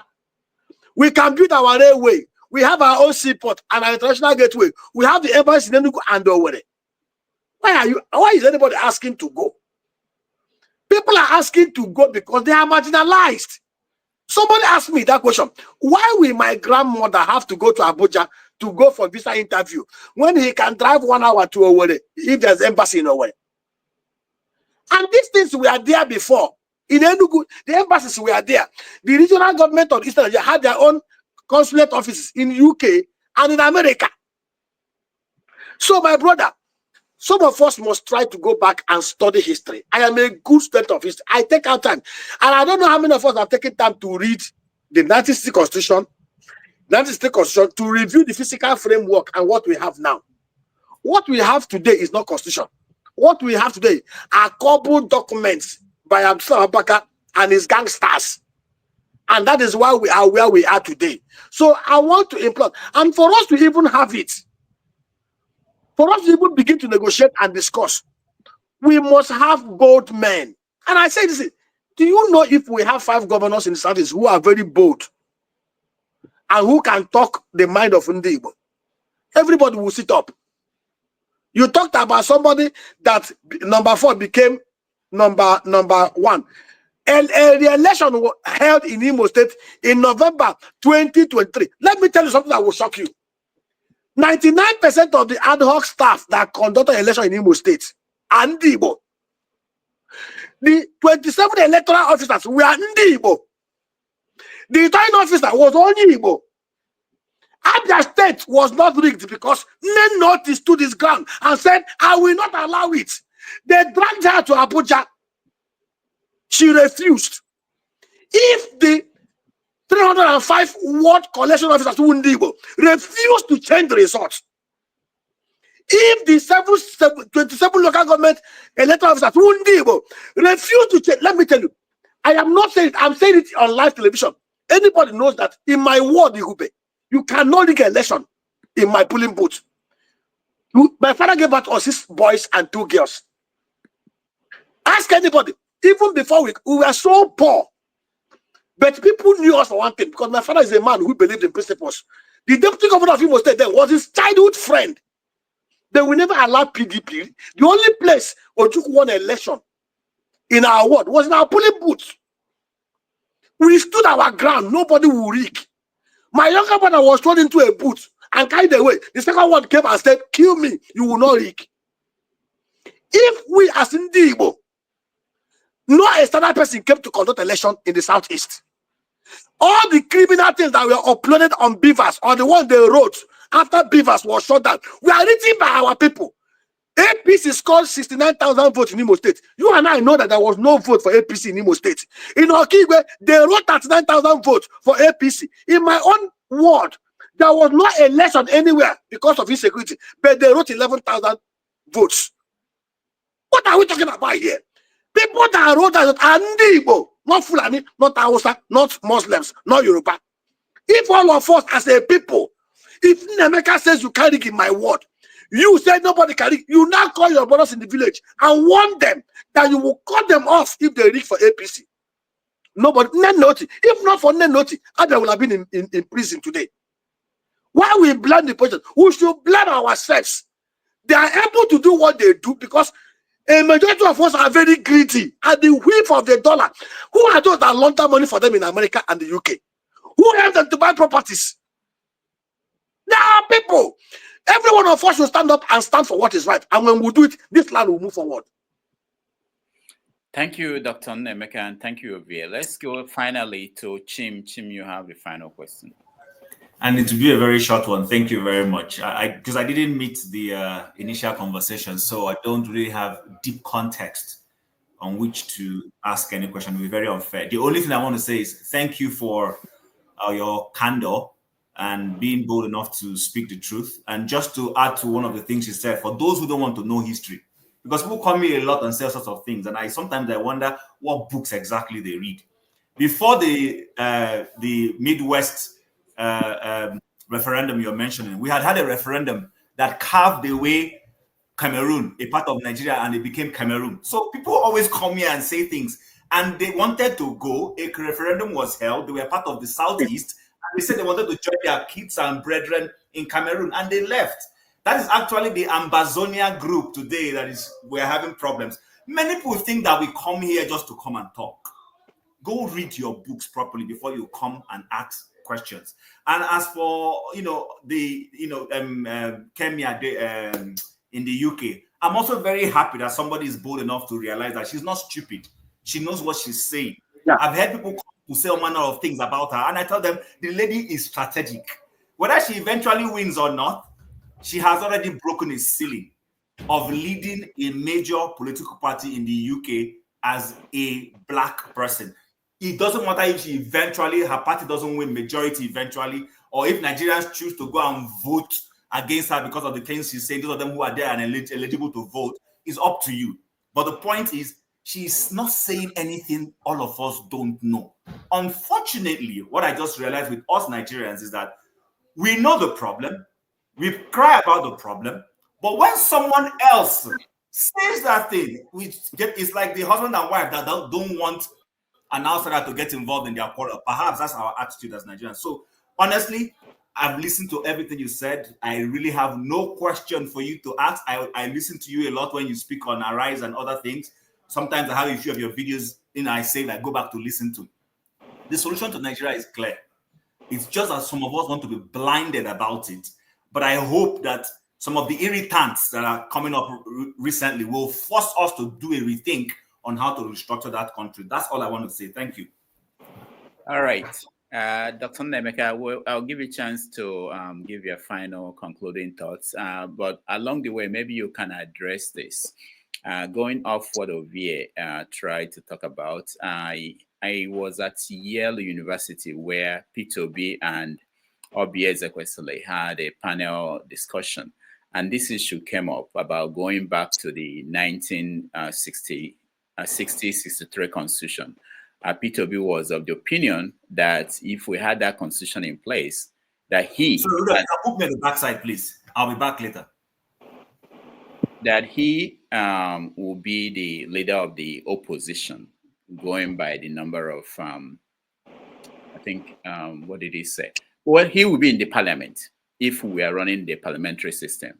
And his voice will be heard, and he will be challenging the government in power, the way it's done in the UK. And Obi was against that. And Obi's position was that constitution or that structure failed, especially in the Western region, and that led to the coup that happened in 1966. So there is that debate. So I want you to, maybe you can touch on that while you give your closing remarks. The parliamentary system never failed. It failed because Akintola submitted himself to be used by the Northern People's Congress against the West. That was what happened. The same thing that is happening in the Southeast. People have given themselves up to be used against their people. And I say this thing to everybody who can listen. See, I don't so much believe in recrimination. I don't so much believe that anybody can hold me down against my will if I sincerely want to get off from where I am being held. The Igbo nation is too powerful to be held down if we are very sincere. See, Rudolf, what I see is that people come out in the public, they grandstand, They say a lot of things, but at a little whiff of the dollar, they will change 360 degrees from their position. Elections were held in Nigeria. If all the participants in that election, from the 176,824 polling officers to the 8,809 ward collection officers to the 774 local government EOs to the 36 government state collection officers, if each and every one of them had stood their ground like Professor Nnenoti, shut down Pivaso, shut in Bivaso, remove Bivaso, eliminate Bivaso, nothing will have been changed. Because somebody will have to write and sign and seal before you can transmit to the next level. Nnenna stood her ground. They wrote 109,000 votes from Opingwa to smuggling. She refused. She was threatened. All manner of offers were given to her. She refused. They ferried her to Abuja. Only God knew what they did to her. The woman still came back and refused. And today, Abia is having a new lease of life. Because one woman, not a man, stood her ground, and I said no. And I say it. If in Imo State, the people that conduct election in the Southeast, remember, they said the vote of the Southeast was suppressed because some areas where they took election materials late. Who are the drivers that took it late? Who are the officers that ordered those? They are Igbo. We are known in the olden days as people who respected the white man. When they came to the old Eastern Nigeria, never saw prison, never saw madmen, because we had a culture. I grew up in a village where women were so powerful. One of my uncles smoked Indian hemp. The women gathered and carried all manner of death in my village and came and poured in front of my father's house. The next day, my father kicked his brother out. Because my father doesn't want anybody that will bring shame to him. His blood brother, the same mother, the same father. That was powerful communal laws. We had a law. You don't dare allow your goat straight into another person's farm. If the person catches that goat, it's become pepper soup and asu for the rest of the community. The problem we have is that we have our value system eroded. Everybody wants to. Have you seen the average Igbo man? You're holding party. If you don't see politicians around, you've not arrived. You're opening your house. You want governor, you want commissioner to act. You want bandits to come and open your house, and you still think you have value system. When we get to the point in our Igbo, we are known for people that hold disdain for iniquity, for corruption, for thievery at any level. An Igbo man is respected by the value he holds at the highest esteem. Some of us can grandstand. And I say to anybody, people that will tell about you are your wife, your children, your brothers and sisters, your colleagues in the office, your employers and your employees. When each and every one of us decide to be people of character, standing for what is right, speaking the truth. If I say the truth, let me tell you, I am 52 years old. If I die now, I did not die early. And I'm not dying, and nobody can kill me. I will stand the test. See, let me tell you, I have worked in more than 7 banks. Go and ask. You don't try when you're doing your shenanigans, you don't come near my desk. It will not happen. And that is the truth. People, I have a father. I was 9 years old when my father was the chairman of Agri and Other Workers Union, ADC under Mbakwe. Their GM embezzled money, and they were saying that the man must go. Mbakwe must sack the man. Everybody refused. As my father said, believed I'm his father reincarnated. So anytime he wants to take some tough decisions, he will invite me to sit beside him. If he want to do anything, he will turn and ask me, should I do this? I was 9 years old, but I could understand what my father was doing. My father's salary was 163 naira a month. He had only Honda 175. My father was offered 5,000 naira bribe with a 504 car for him to call off the strike, so that the man will be spared. My father refused. A father of 8 children on a salary of 1 refused a bribe of 5,000. I was the only person with him before him, because he didn't even allow my mother to come in. He believed he saw me as his father. So he's talking to me. He's remembering his father and thought that he will not make any mistake in his choice of decisions. 3 months after, when they were rationalizing, they sacked him. And see, he died. People, when the day he died, people said the truth died. His best friend became deputy governor. For 8 years, he was deputy governor. He told him they are no longer friends because the guy was not doing what is right. We must get to a point as Ndibo, we will stand for what is right individually. When each and every one of us stand for what is right, no external factor can subjugate us. Most of these people you see doing all manner of agitation, they are using to extort more money from people. And that is the truth. Because any man who is sincere cannot be doing it at home every Monday. We lose 9 billion naira. We lose over 90 billion naira every day. We sit at home in the southeast. The people who are sitting at home don't care. Hope Uzodinma does not stay in Imo State. He's always in Abuja. He will collect his fact. He will share it. You guys are free to burn down the state. He does not care. The earlier we begin to tell ourselves the truth and stand for what is right and do what is right and salvage this land, starting from our very homes, the better for us. Thank you and God bless. Thank you so much, Dr. Nnaemeka Onyeka. We really love the time you spent with us, more than 3 hours. We appreciate you. Hopefully in not too distant time, we'll call on you again to come and join us. Thank you. We appreciate you so much. Thank you so much. All right. So we take a break. When we come back, we do our feedback. Thank you. We'll do our feedback and then continue the conversation. Thank you.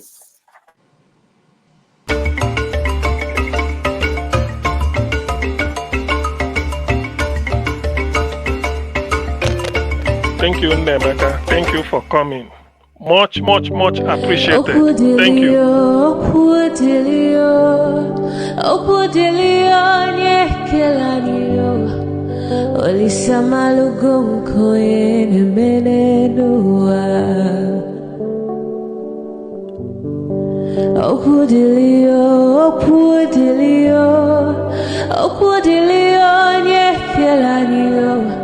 Chukuna malugo yo biadi ocha Agaranya chogo kowe bili Agaranya chogo kowe rienio Owe chuku bezie chuku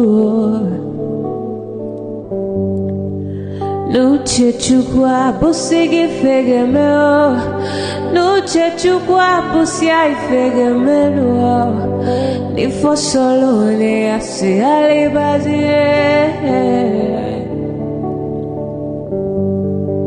Oboye bebe agaranya muliba Oboye wuru agaranya mebibe solea Mano agaranya mua Oboye afyozie nipakwa Agaranya chogo kowe bili Agaranya chogo kowe rienio Oboye chikubezio lisa Kodili ma kodili bemo Kodili wakema kodili wanima Naino kwane we peluge peluo Kodili ma kodili bemo Kodili kemo kodili heyo Ibedwe me wanem Nikadie zibo himo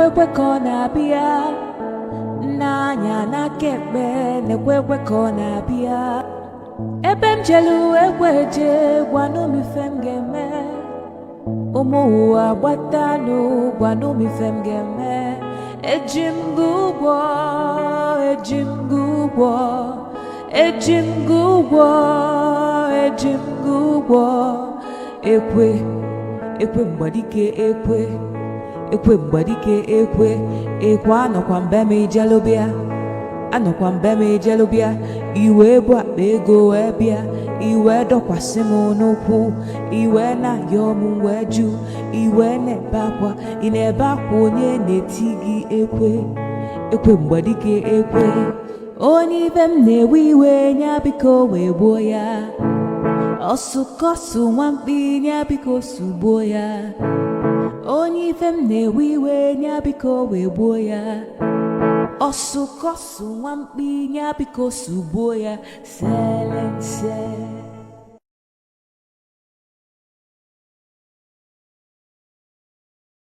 Sparkling excellence in all his academic pursuit. He is an accomplished investment banker, world-acclaimed economist, and a bullish entrepreneur. He is a highly passionate advocate of the Southeast development, with an unshaken belief in the capacity of the region to be the manufacturing and agro hub of the nation. His name is Obiaraeri Onyeka Nnaemeka. Born in his hometown of Amagwu Ihube Autonomous Community, Okigwe local government area in Imo State on October 10th, 1972, the young Nnaemeka had his primary and post-primary education in the beautiful city of Owerri, attending St. Teresa Primary School, Samuel Nyamanze Memorial Primary School, and Emmanuel College. Obiaraeri demonstrated his academic prowess at the Kaduna State Polytechnic, graduating as the best student in the 1995 National Diploma class in Accounting and Finance. At the Abia State University, Uturu, he also graduated at the top of his faculty with a Bachelor of Science in Banking and Finance. He holds an MSc in Corporate Governance from Leeds Metropolitan University in the United Kingdom. Obiaraeri is a financial engineer and a consummate investment banker. A fellow of the Chartered Institute of Credit Administration, Obiaraeri is a recipient of several awards for his professional work and community service.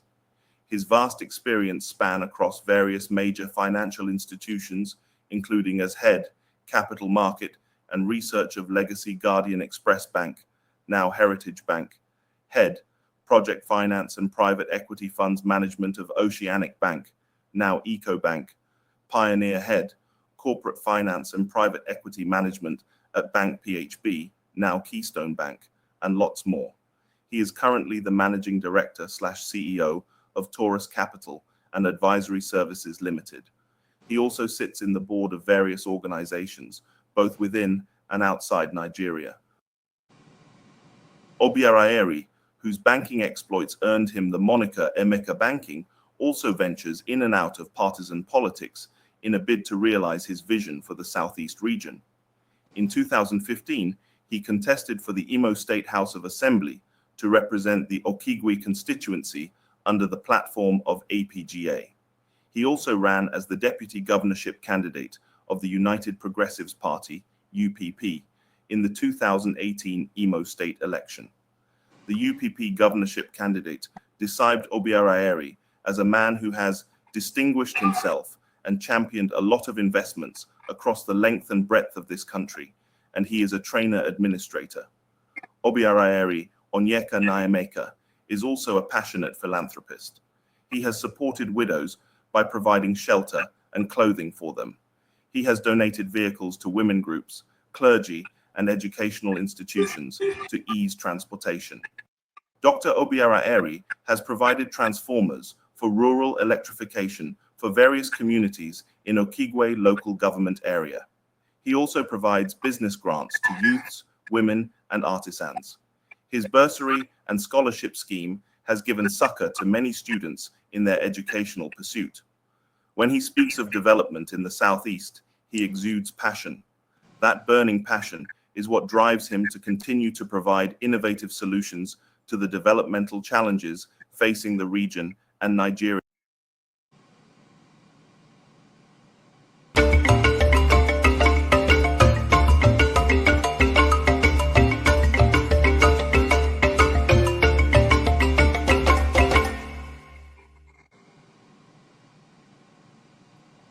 right, welcome back, everybody, and thank you so much for joining us. Let's do a quick review. Doctor, Yeah, I senior yeah. pastor for this platform. You're Now what? for age, now for age, pastor fit senior me, but for this platform, I senior am. Yeah, I know. I know. So the benefits where you dey agricultural, but I don't think it has earned it yet. But we will now. Now no we allow us take advantage of them. Why? No, Even no, you no. too, you see my question, you see the question I'm trying to ask, which you know exactly where that question stands. Even when you really try to react the question, you see dodge out. I mean, let us be fair in our dealings. Let's start with KJ, who didn't get a chance to ask a question, and then we'll come down. KJ, go ahead. Welcome. I didn't see you, KJ. I didn't know. I don't know when you came in, but I think no, it's okay. I didn't have any question to ask. Okay. CM actually. Oh, sorry, the last speaker actually did. Chim did. Good to what I was going to say.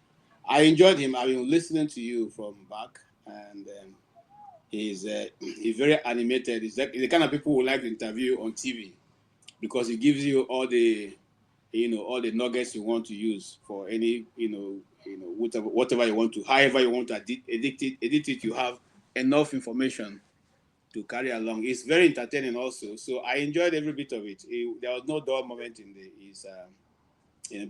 especially the fact he is he's very upbeat person, so it was good listening to him. Very educative. Some of the information he shared we know, some we don't know, and so I learned a lot. And again, like I said, he kind of narrated some of the stories that we have been talking about when Igbo men want to pass information to their children, how they do it and how they do it and how it is done. And so I was happy listening to him. Thank you so much for bringing him, and I hear other people also thanking you for bringing someone like that who can give us information that we will chew on, all of us. Thank you, sir. All right, thank you, KJ. Let's go to Kenneth.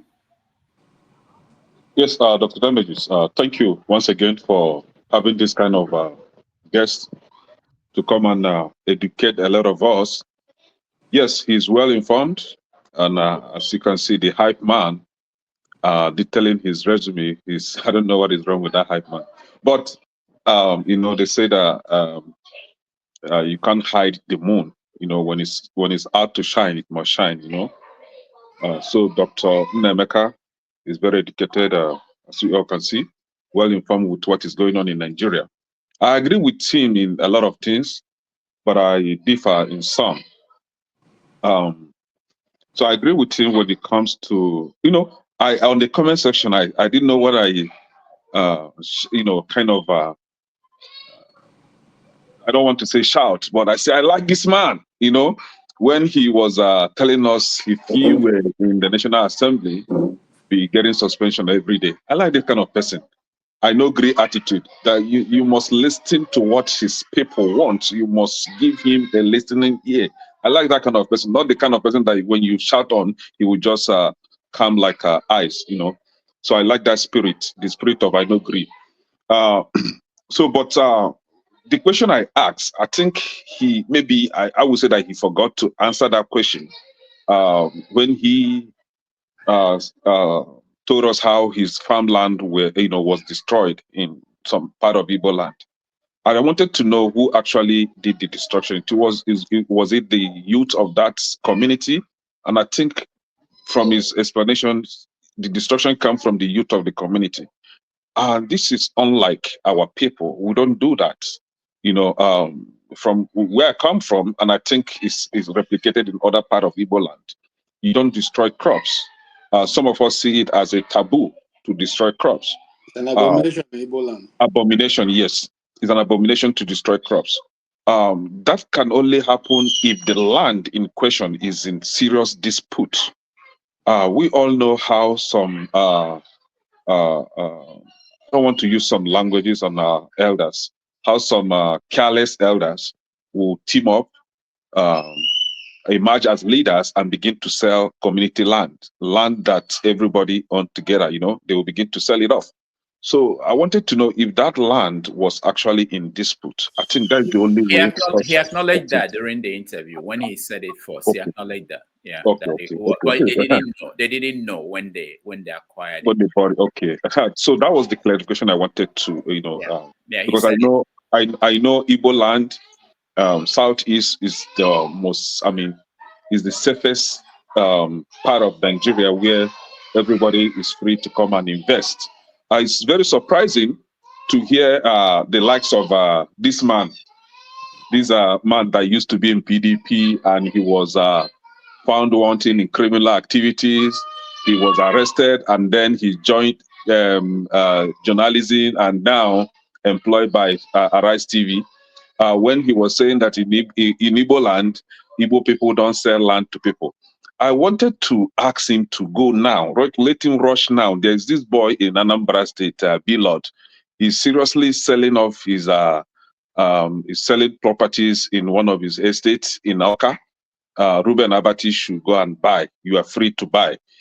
There is one again, very beautiful place in Oka. They call it Oka Millennium City.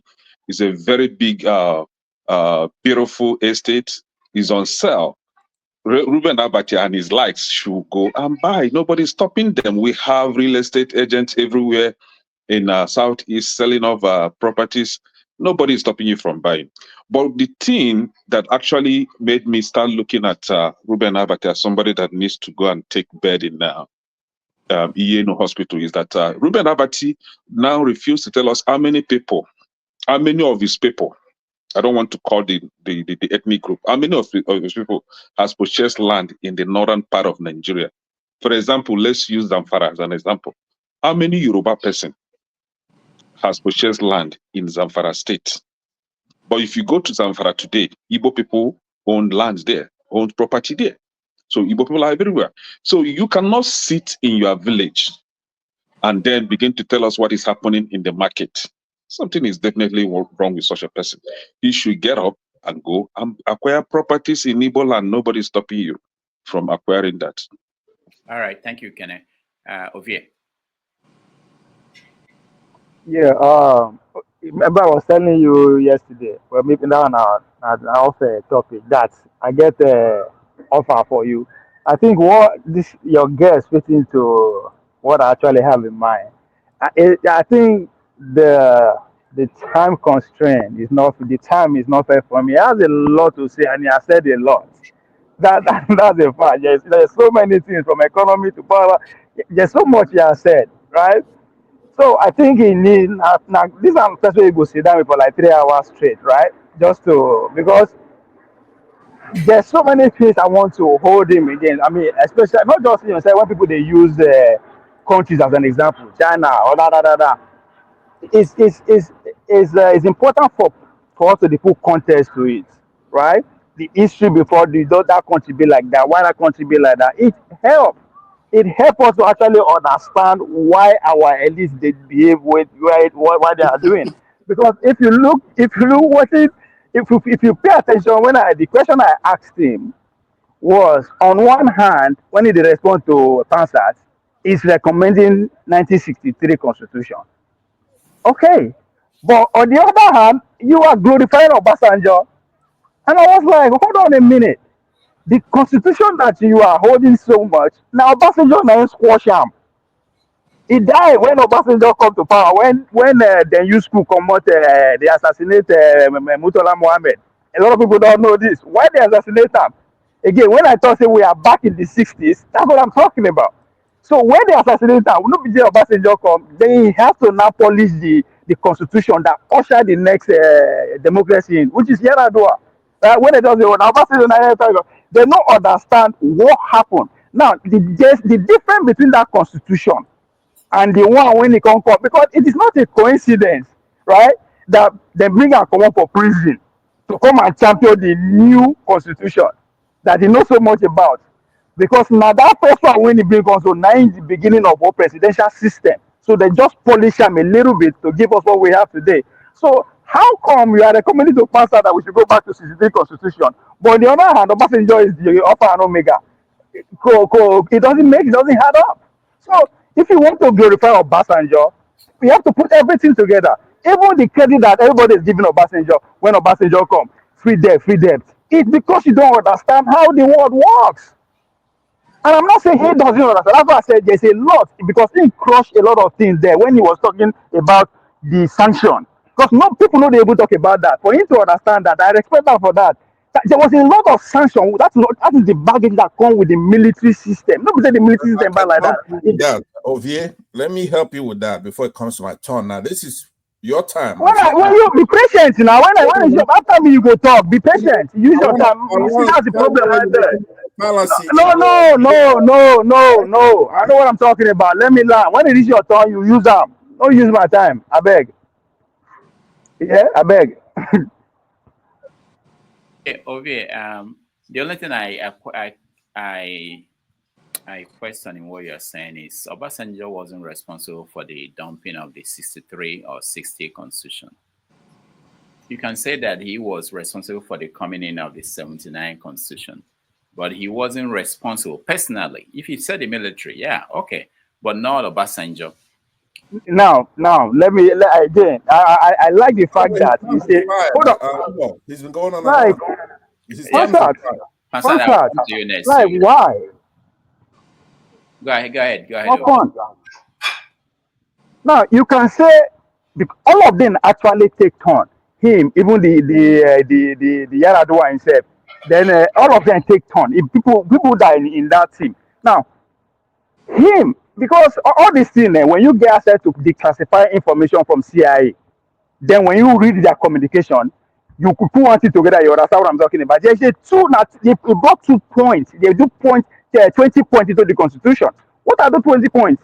Why is nobody talking about it? So I am not saying Brian only him, but he's the henchman, because now he carry the baton at the end of the day. Now they give the presidency, right? When I they give the credit when he was leaving, that they hand over to civilian, he got the credit. So if he's getting the credit, he should get everything that comes with it. The same thing if he's getting the credit of the Western taking their knee off our neck because of the military, and start bringing in investment, pouring everything, and bringing in their agents too to come and supervise those agencies and sell up our own national assets. If that is progress, I please, somebody should educate me more. So he's missing so much. But now that when I can't listen to the last part where you play video that he's a politician, a conservative House of Rep, now everything makes sense to me. It's good at what he's doing, the way they talk, but most of them know how to. Thank you, Ovie. Now, Pansat. Yeah, thank you very much. Unless this place is cleaned up and people like Ovie are brought in place here, I'm gonna stop coming on this platform. I'm very serious. Stop coming. Now, KJ, I'm happy you invested money in your uniform, because that's gonna save us someone who will finally. It's the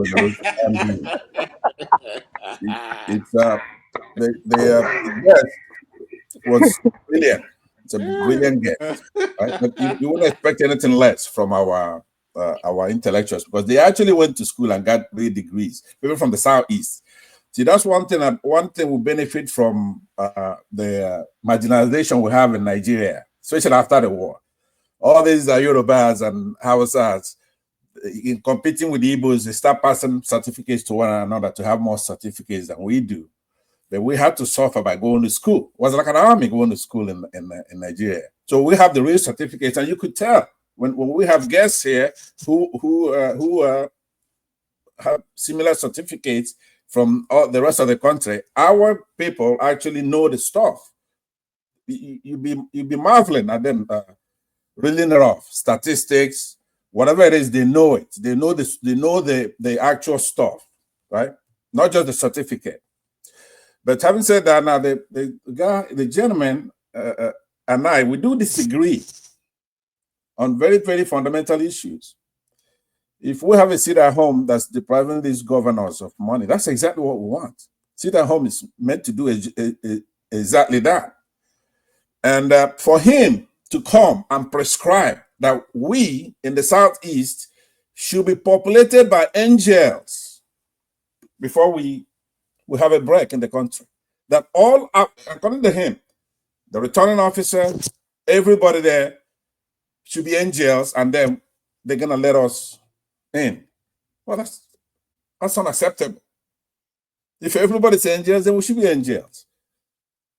You cannot make demand on us to be super Nigerians. So he's wrong about that. Now, we also, he agrees there's an intersection where Islamic tradition and then what they call Western tradition, which is everybody else. It's actually secular. There's a clash. And what they've been doing for 60 years now or more is going to the point of provocation to say, we did it, what are you going to do? You understand? There's a big difference.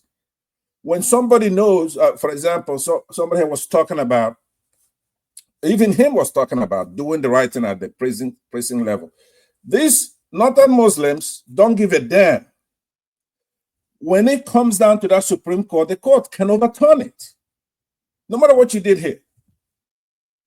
It's getting to the point that people went and got PVC voted, right? We're waiting for the results. This Mahmoud, who is actually a terrorist, I've made my case. Go and look at his background. What was he doing before he was appointed? He's a professor of guerrilla warfare. See, in politics, as Rudolf, if you think I'm wrong, interject me when I say this. Politics is war by another means.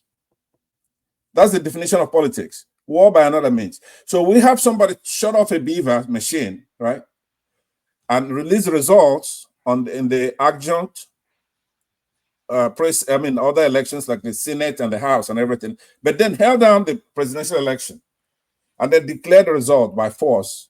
And we're supposed to just take that? No, I'm trying to educate you, everybody who's listening to me. We're not done with that. That turning off that beavers and rigging that election is not over.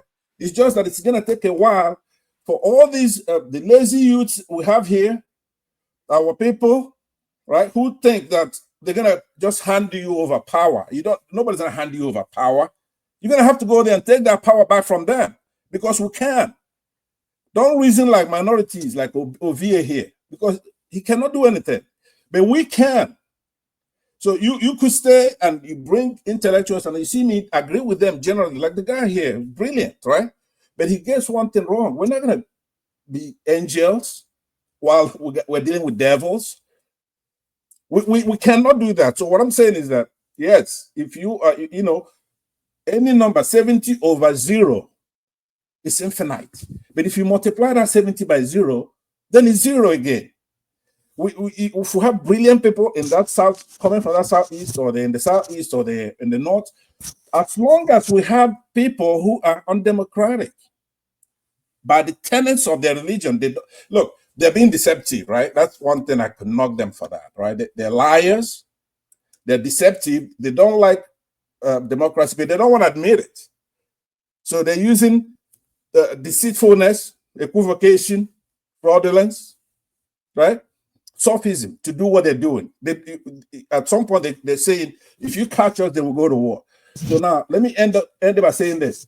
All the prescriptions that the August guest we had here has, right, are things that are impossible. Those people are not going to agree to those things. If you see, when I go back to that constitution is talking about, these Northerners are not going to agree to that, right? And then to answer Ovie's question, finally, because it's such an irrelevant thing that if you cut me now, then it's okay. But the answer is this, Ovie. For Obasanjo to go from military into democracy is the big deal. That's what you have to judge at that point. Not a perfect document. Not a sacrifice. Pardon? At what expense? At what expense? Yeah, what I'm saying is that going from a military dictatorship, just like right now, we want to change the constitution. Anybody who could bring that about, you have to judge that person by the act itself, that he was able to make that constitution come to play. It may not be perfect document, that you could make amendments. For military to hand over power to a civilian, you young people don't know what a big deal it was, because by the time one person is done, even if they're agreeing to it, then there'll be a coup to remove that person. So going from military dictatorship to what we have now, a quasi-democracy, as shambolic as it is the achievement. So when you be guarded in what you're saying, all right? Thank you very much. Thank you, Pansa. Let me just point out that, I saw a comment that actually touched me on the comment section. I think I forgot who wrote it, but it was something about why do we indulge Pansat? So we don't. If you notice what happened today, I actually wanted to cut him off, but the guest who, probably doesn't know Pansat and the antics thought that Pansat is an elderly man. Which Rudolf, sorry for cutting you short. That's exactly how our leader make excuses. We don't know that. Now, our brother. That's who we are. Okay, hold on. So he didn't know, and I was trying to use my judgment to say Pansat should stop, but he wanted to hear more, and I respect the guests, whoever comes here to give us 3 hours. If they want to hear, hold on, Pansat, don't speak yet. If they want to hear, the epitome of decorum. It should be the standard here. We should all be looking up to him here. Anything short than that, no excuse. If our guests should say, I want to keep hearing from OVA, I can't stop them, So I noticed that he wanted to hear more from Pansat, so I allowed him. But again, for Pansat, my question for you is, as someone who I take it by now, I think most people watching you and listening to you know your talking points. And for them, they think, this is Pansat being Pansat. I don't think there's need for me to put disclaimer anymore that what Pansat is talking about, that this platform does not support war with anybody or even taking over, not even war, because Pansat doesn't present it as if it's going to be a war. It starts that he will just move in and take over the territories.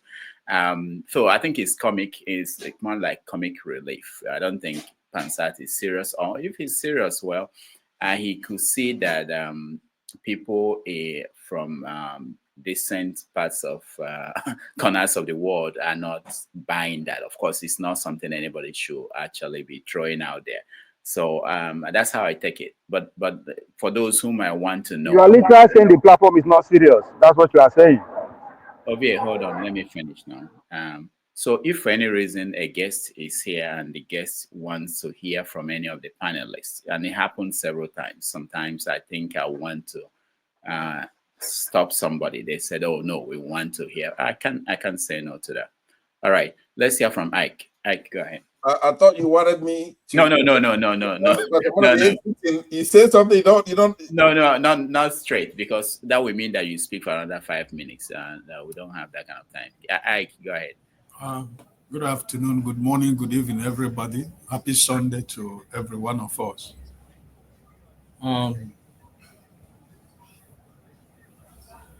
I was walking, but I was listening to the gentleman you invited, and I was impressed with all his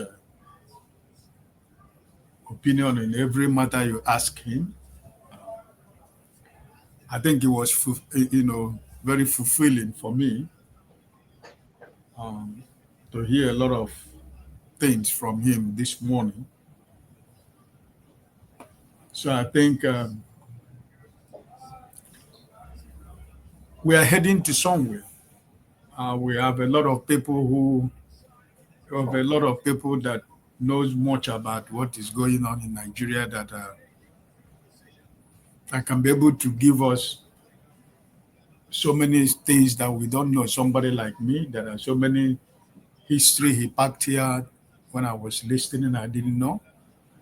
So I think it was a very good outing today with the young man. And, I was impressed. The only thing I want to appeal to my brother Pansat is it's not. We know that there are so many things that is actually wrong in Nigeria, more especially in the southeast. But I know sometimes when you say, you might not mean it. But I just want to appeal to you every time war. We're gonna go. We are fighting already a war in so many fronts, right? And sometimes you are trying to tell the people you want to fight what your plans and program is. We can be smart. It's not every time we talk about going to war with anybody. we are not. We have been fighting war. Even in our family, we fight war every day. So I just want to advise. I mean, like Obasanjo said, you can advise me, but I choose what I want to do, right? If it's okay by you, I want you to sometimes forget about the language of war. We know where everybody stands, right? But there are times it doesn't change you, it doesn't change what you believe, it doesn't change the fact that we know that there is war going on in so many fronts in Nigeria, in our country, and more especially in the southeast, right? So that, like Rudolf was trying to say, that you don't mean when you say war, but it's not only him that understood or understand that you don't mean it. But we have a lot of people here who misconstrue that sentence every time when you talk about war. So that's my candid opinion to you. I'm not telling you have to agree with me, but if it is possible, sometimes you can wrap it up in your file, and use other languages to also still make your point known to the way you feel. This is what I just think for now. Yeah, God bless you. All right. I know you're gonna want me to respond. I mean, it's Western journalistic prudence, right? When somebody says something to you, then you respond. No, we have to round up we're past the time already. Okay, respond 2 minutes. All right, thank you very much. Again, Mr. Ike Alamefule, somebody I respect, and he has this manner of speaking which people do back home, which is to try to invoke wisdom. It's almost like you're speaking to one of our ancestors, trying to give you advice. But I will politely decline. I'm not gonna do what you're saying or what Rudolf is saying. And it's not a joke here. We'll have guests come here, scholastic, pedagogical, studious, philosophical, intellectuals. I think that's one we use all the time. It's theoretical stuff. But I'm upset. I'm incensed. A lot of my people were killed here with Britain in tow. That's who we're fighting, Britain. And these are northern Muslims with the Yorubas. They killed a lot of our people. And for 6 decades, we made progress. We came back from the wars, no victor, no vanquished, and we went back as brothers and started going all over, north, south, east, and west. But now we know that they're just playing. They're playing with us and wasting our time.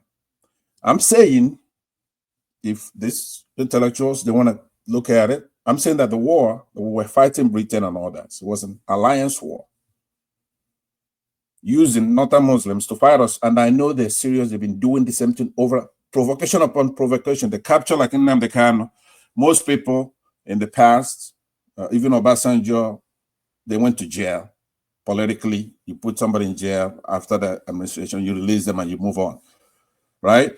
Except when it comes to us now.